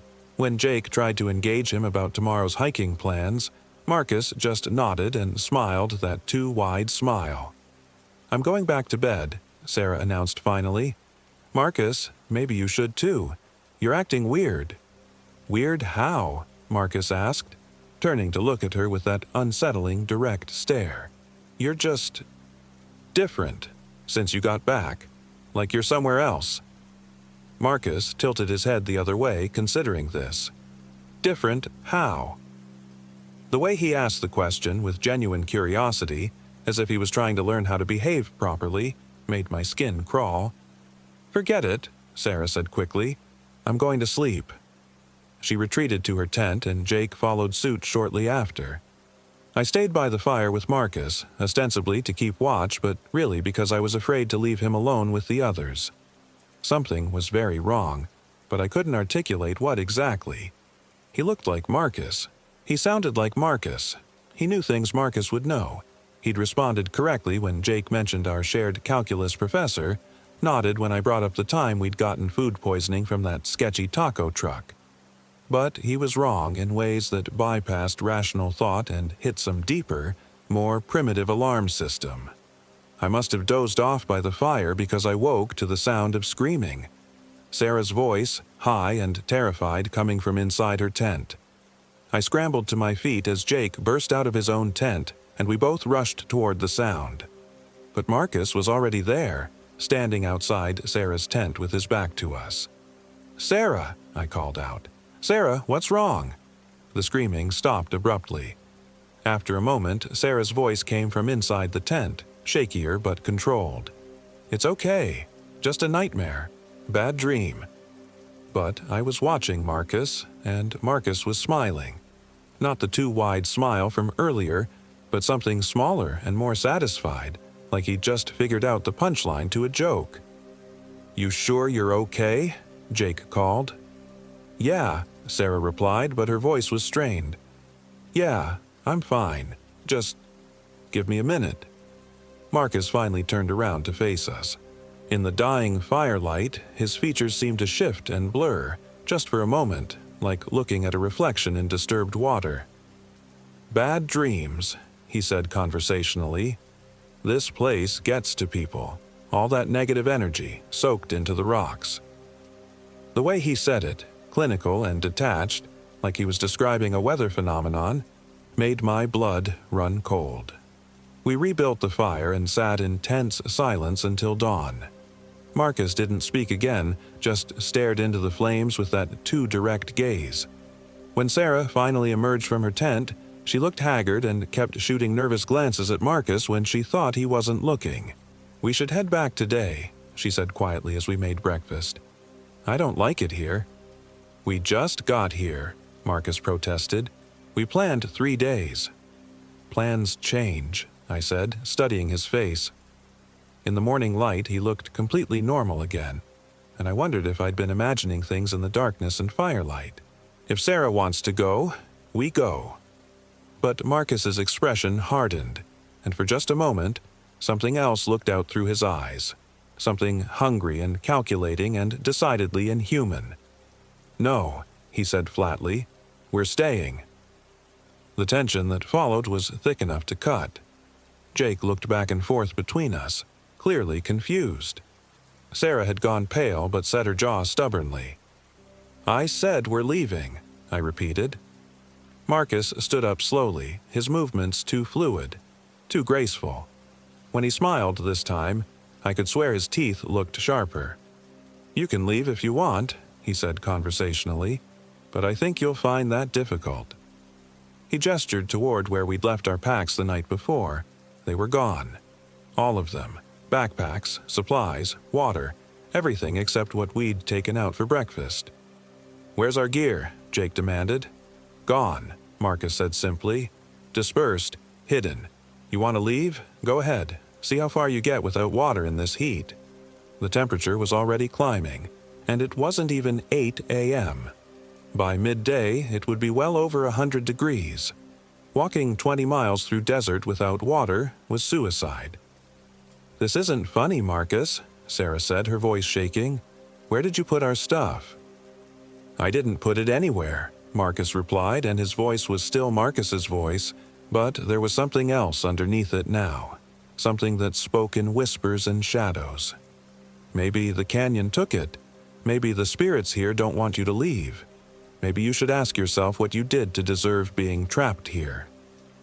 That's when I noticed his hands.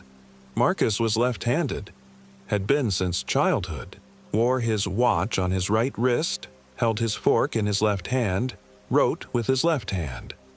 But the thing wearing Marcus's face was gesturing with its right hand, had picked up its coffee cup with its right hand, was favoring its right side in every movement. "You're not Marcus," I said quietly. The thing smiled wider, and now I was sure its teeth were sharper, more pointed than they should be. "Prove it," it said. I looked at Jake and Sarah. Jake still looked confused, but Sarah's face had gone white with understanding. "The scar," she whispered. Marcus had a scar on his left hand from when he cut himself on a broken beer bottle sophomore year. We all looked at the thing's hands. No scar on either one. "And his eyes," Jake said suddenly, catching on. "Marcus had a brown spot in his left iris. I always teased him about his partial heterochromia." The thing's eyes were uniform brown, no variation. "Clever," it said approvingly.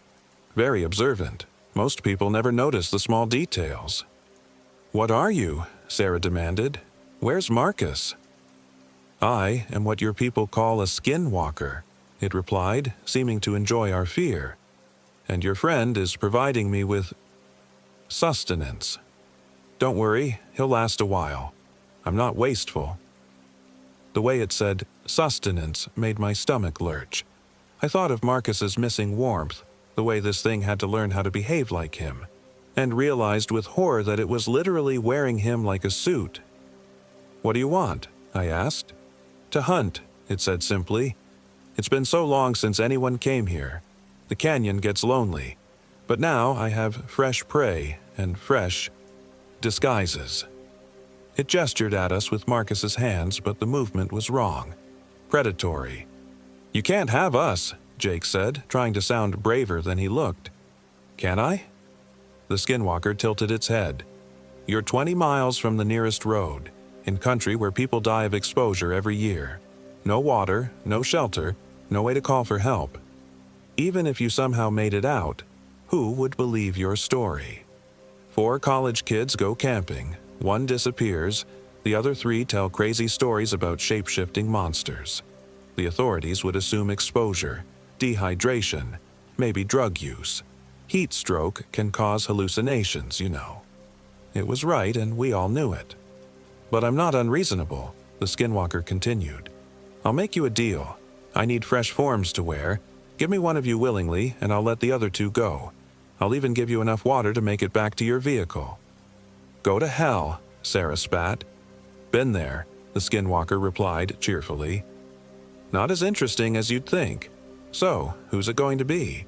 The scared girl, the confused boy, or the clever one who figured out what I am?" None of us answered. The skinwalker shrugged with Marcus's shoulders. "No volunteers? That's disappointing. I suppose I'll have to choose for myself."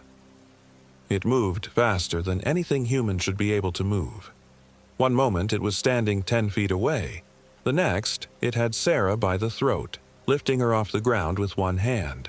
She clawed at its fingers, gasping for air.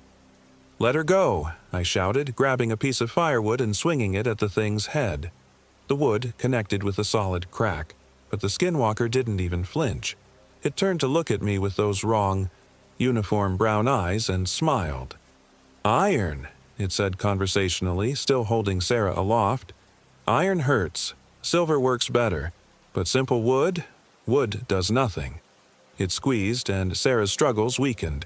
"Stop," Jake yelled. "I'll do it. I'll go with you. Just let her go." The skinwalker considered this. Head tilted. Interesting. The weak one volunteers to save the strong one. But I wonder, are you volunteering because you're brave, or because you think you'll have a better chance to escape later? "Does it matter?" Jake asked desperately. "Oh, yes," the skinwalker said. "Intent matters. Fear tastes different than courage. Desperation has a different texture than sacrifice." It dropped Sarah, who collapsed gasping. But before any of us could react, it moved again, this time grabbing Jake. There was a wet, tearing sound, and Jake screamed, a sound I'll hear until the day I die. When the skinwalker stepped back, Jake was on the ground. His left arm bent at an impossible angle, bone showing through torn flesh. "Now, you can't run," the skinwalker said matter-of-factly, "but you can still choose. Who wants to come play with me first?" That's when I saw our chance. While the thing was focused on Jake's agony, I caught Sarah's eye and nodded toward the canyon wall behind it. Ancient handholds carved into the rock, barely visible but there. If we could climb, maybe we could get high enough to see a way out. Sarah understood immediately. As the skinwalker bent over Jake, savoring his pain, we both moved at once. Not toward the thing, but away, scrambling up the loose scree toward the canyon wall. "Running," the skinwalker called after us, sounding amused rather than concerned. "In this heat? With no water? You'll be back before sunset," begging me to end it quickly. But we kept climbing. The handholds were old, worn smooth by centuries of wind and rain, but they held our weight. 20 feet up, 30, 40. Below us, the skinwalker stood in our campsite, making no effort to follow. It was right. We couldn't escape the canyon this way. But height meant perspective, and perspective might mean options. 50 feet up, I could see over the near canyon wall to the landscape beyond. Nothing but endless rock and scrub, no sign of roads or buildings. But something else caught my eye. A dark opening in the canyon wall maybe 100 yards to our right. A cave, or maybe an old mine shaft. "There," I said, pointing. "If we can get there, maybe we can hide until dark, then try to find a way out." Sarah nodded, her face grim with determination. We began working our way along the cliff face, moving from handhold to handhold.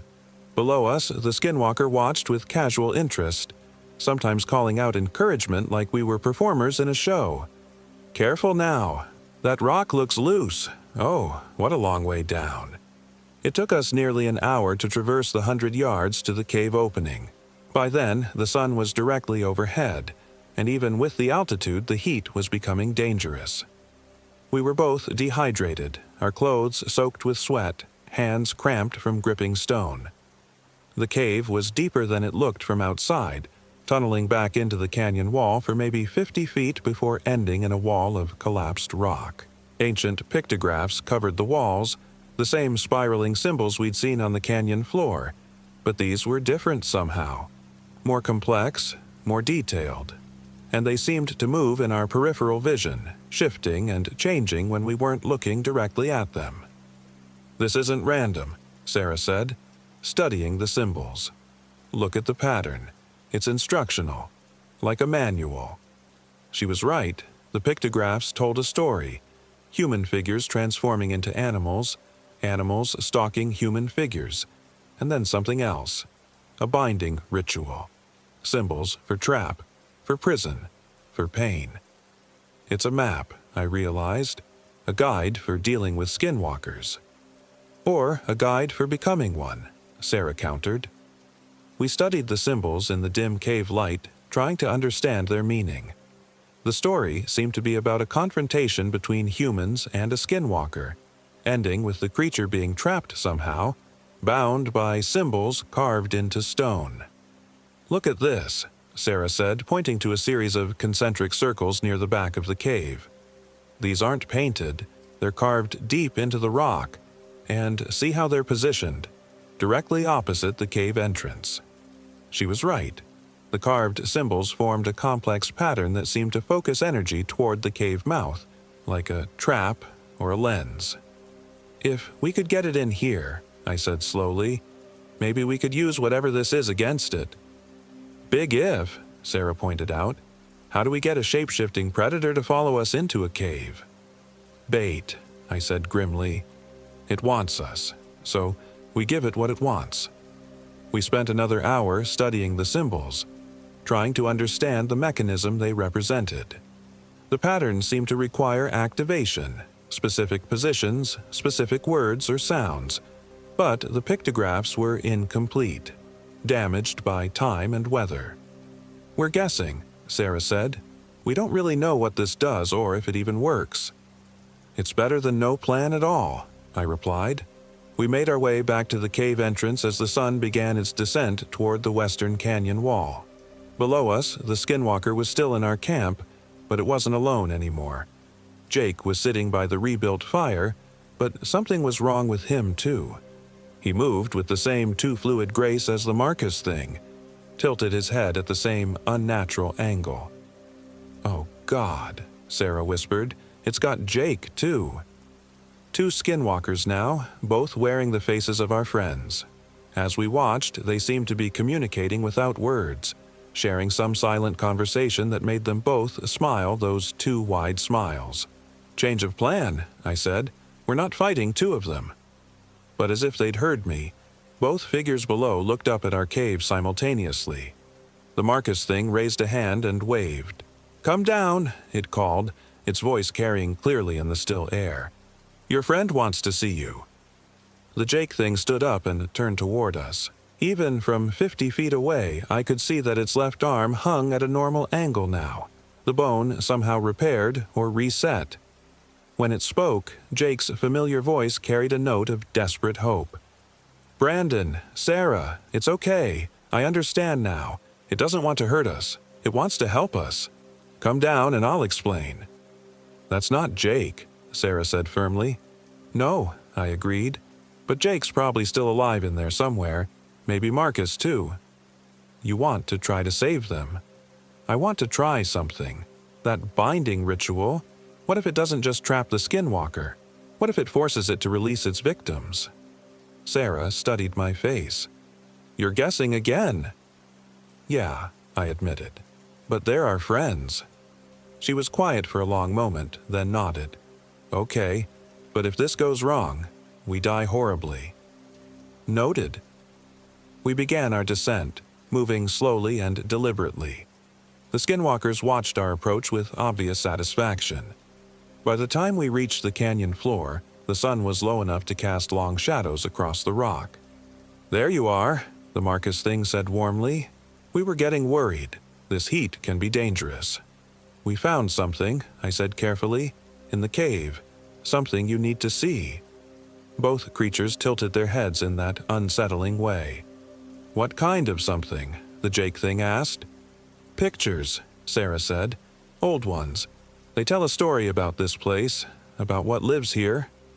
The skinwalkers exchanged a look that seemed to carry volumes of meaning. "Show us," the Marcus thing said finally. We led them toward the cliff face, toward the cave. I could feel them behind us too close, their attention like a weight on my back. Every instinct screamed at me to run, but there was nowhere to go. The climb up to the cave was harder with an audience. The skinwalkers moved with inhuman grace, scaling the rock face like gravity was optional. They reached the cave entrance well before us, waiting with predatory patience. "Interesting," the Marcus thing said, studying the pictographs. very old, very powerful. You know what they mean? I asked. Oh, yes, it replied. They tell the story of my imprisonment here. Centuries ago, your people trapped me in this canyon, bound me with symbols and ritual. They thought they could contain me forever. But you escaped, Sarah said. Eventually. The binding weakened over time, and when it finally broke, I was hungry. The Jake thing was examining the carved symbols at the back of the cave. These are the binding circles, it said conversationally. Quite clever, really. They create a resonance pattern that disrupts shape-shifting abilities, forces a skinwalker to maintain a single form. Why are you telling us this? I asked. Because it doesn't matter, the Marcus thing replied. The ritual requires specific conditions, sacred items, words of power spoken in the old tongue, knowledge that died with the shamans who created it. And because, the Jake thing added, moving closer to the binding circles, the trap only works if the skinwalker is standing in the exact center when it's activated.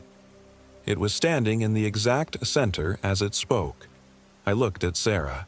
She understood immediately. Mahasitopa ki wakan, she said clearly, her voice echoing off the cave walls. I had no idea where she'd learned the words, or even if they were real, but the effect was immediate. The carved symbols began to glow with a faint blue light, and the Jake thing stumbled backward with a look of shock. Impossible, it hissed. You don't know the old words. Psychology major, Sarah said grimly. I've studied indigenous languages, and I've been reading the symbols on these walls for the past hour. The glow from the binding circles intensified, and both skinwalkers began to change. Not shape-shifting into animals, but reverting to their true forms. Tall, gaunt figures with 2 long limbs and faces that were almost human, but wrong in every detail. Their skin was grayish and seemed to shift and crawl, and their eyes were black voids that reflected no light. But more importantly, the Marcus thing began to vomit up a semi-liquid mass that slowly formed into the shape of our actual friend. Marcus emerged from the thing's mouth covered in some kind of acidic slime, unconscious but breathing. The Jake thing went through the same process, expelling the real Jake in a rush of foul-smelling fluid. The true skinwalkers writhed in the growing light, their forms becoming more unstable with each passing second. They tried to flee the cave, but some invisible barrier held them within the binding circles. "You don't understand," one of them shrieked in a voice like grinding stone. "Without us, they'll die. We were keeping them alive, preserving them." "They look pretty alive to me," I said, checking Marcus's pulse. "Strong and steady." The skinwalkers continued to deteriorate, their forms becoming less cohesive, until finally they collapsed into pools of something that wasn't quite liquid and wasn't quite shadow. The pools drained into cracks in the cave floor, leaving behind only a sulfurous smell and the feeling of something malevolent finally being put to rest. The glow from the binding circles faded, but I could swear the carved symbols looked deeper now, more permanent. Marcus and Jake both regained consciousness as we were carrying them down from the cave. They were weak and disoriented, with no memory of the past day but otherwise unharmed. We found our supplies scattered around the canyon, not hidden, but deliberately placed where we could find them easily.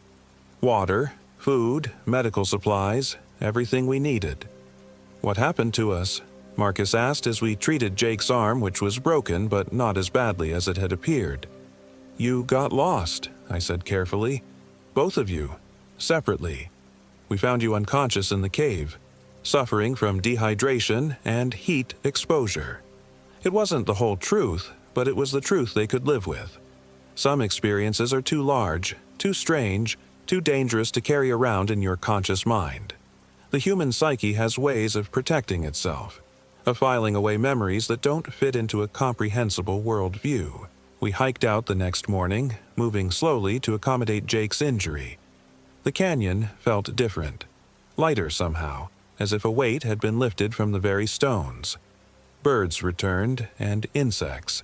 and the small sounds of life that make a place feel like part of the natural world instead of an alien landscape.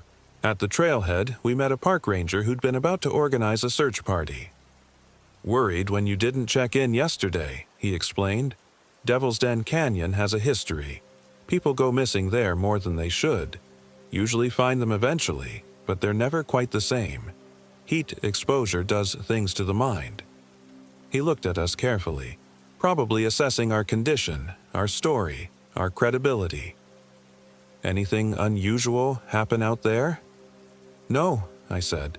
"Just a camping trip that went a little sideways." He nodded, satisfied. "That's good to hear. Maybe the old stories are just stories after all." As we drove away, I caught sight of the canyon in the rearview mirror.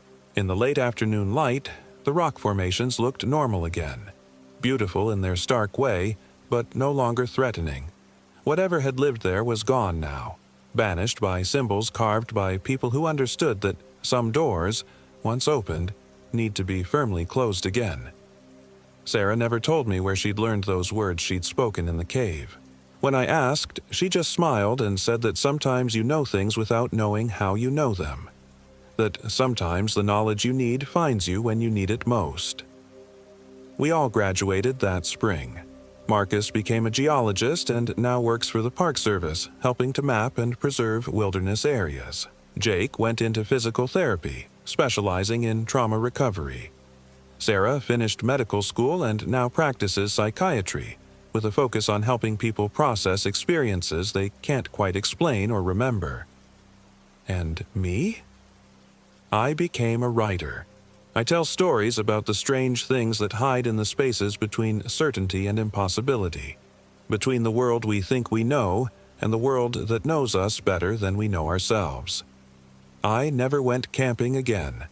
Some adventures are worth having once and never repeating, but sometimes, on hot desert nights when the wind carries the scent of sage and stone, I find myself thinking about Devil's Den Canyon, about the ancient pictographs that told a story of binding and release, of creatures that wear the faces of our friends, of the thin places where the world reveals its deeper, stranger nature. And I remember what the ranger said about people who come back from that place never being quite the same. He was right about that. We were changed by what happened in that canyon, marked by an encounter with something that shouldn't exist but does, tempered by the knowledge that the world is vast and strange and full of things that hunger in the darkness. But we were also strengthened by the discovery that sometimes, when you need them most, the tools to fight back are already there, waiting to be found. The binding circles still glow in that cave, I think. Still stand guard against things that might try to claim that space again. The pictographs still tell their story to anyone wise enough to read them, patient enough to learn. And somewhere, in the spaces between human understanding and inhuman hunger, other skinwalkers wait for their chance to hunt again. But they'll have to find a different hunting ground. Devil's Den Canyon belongs to the light now.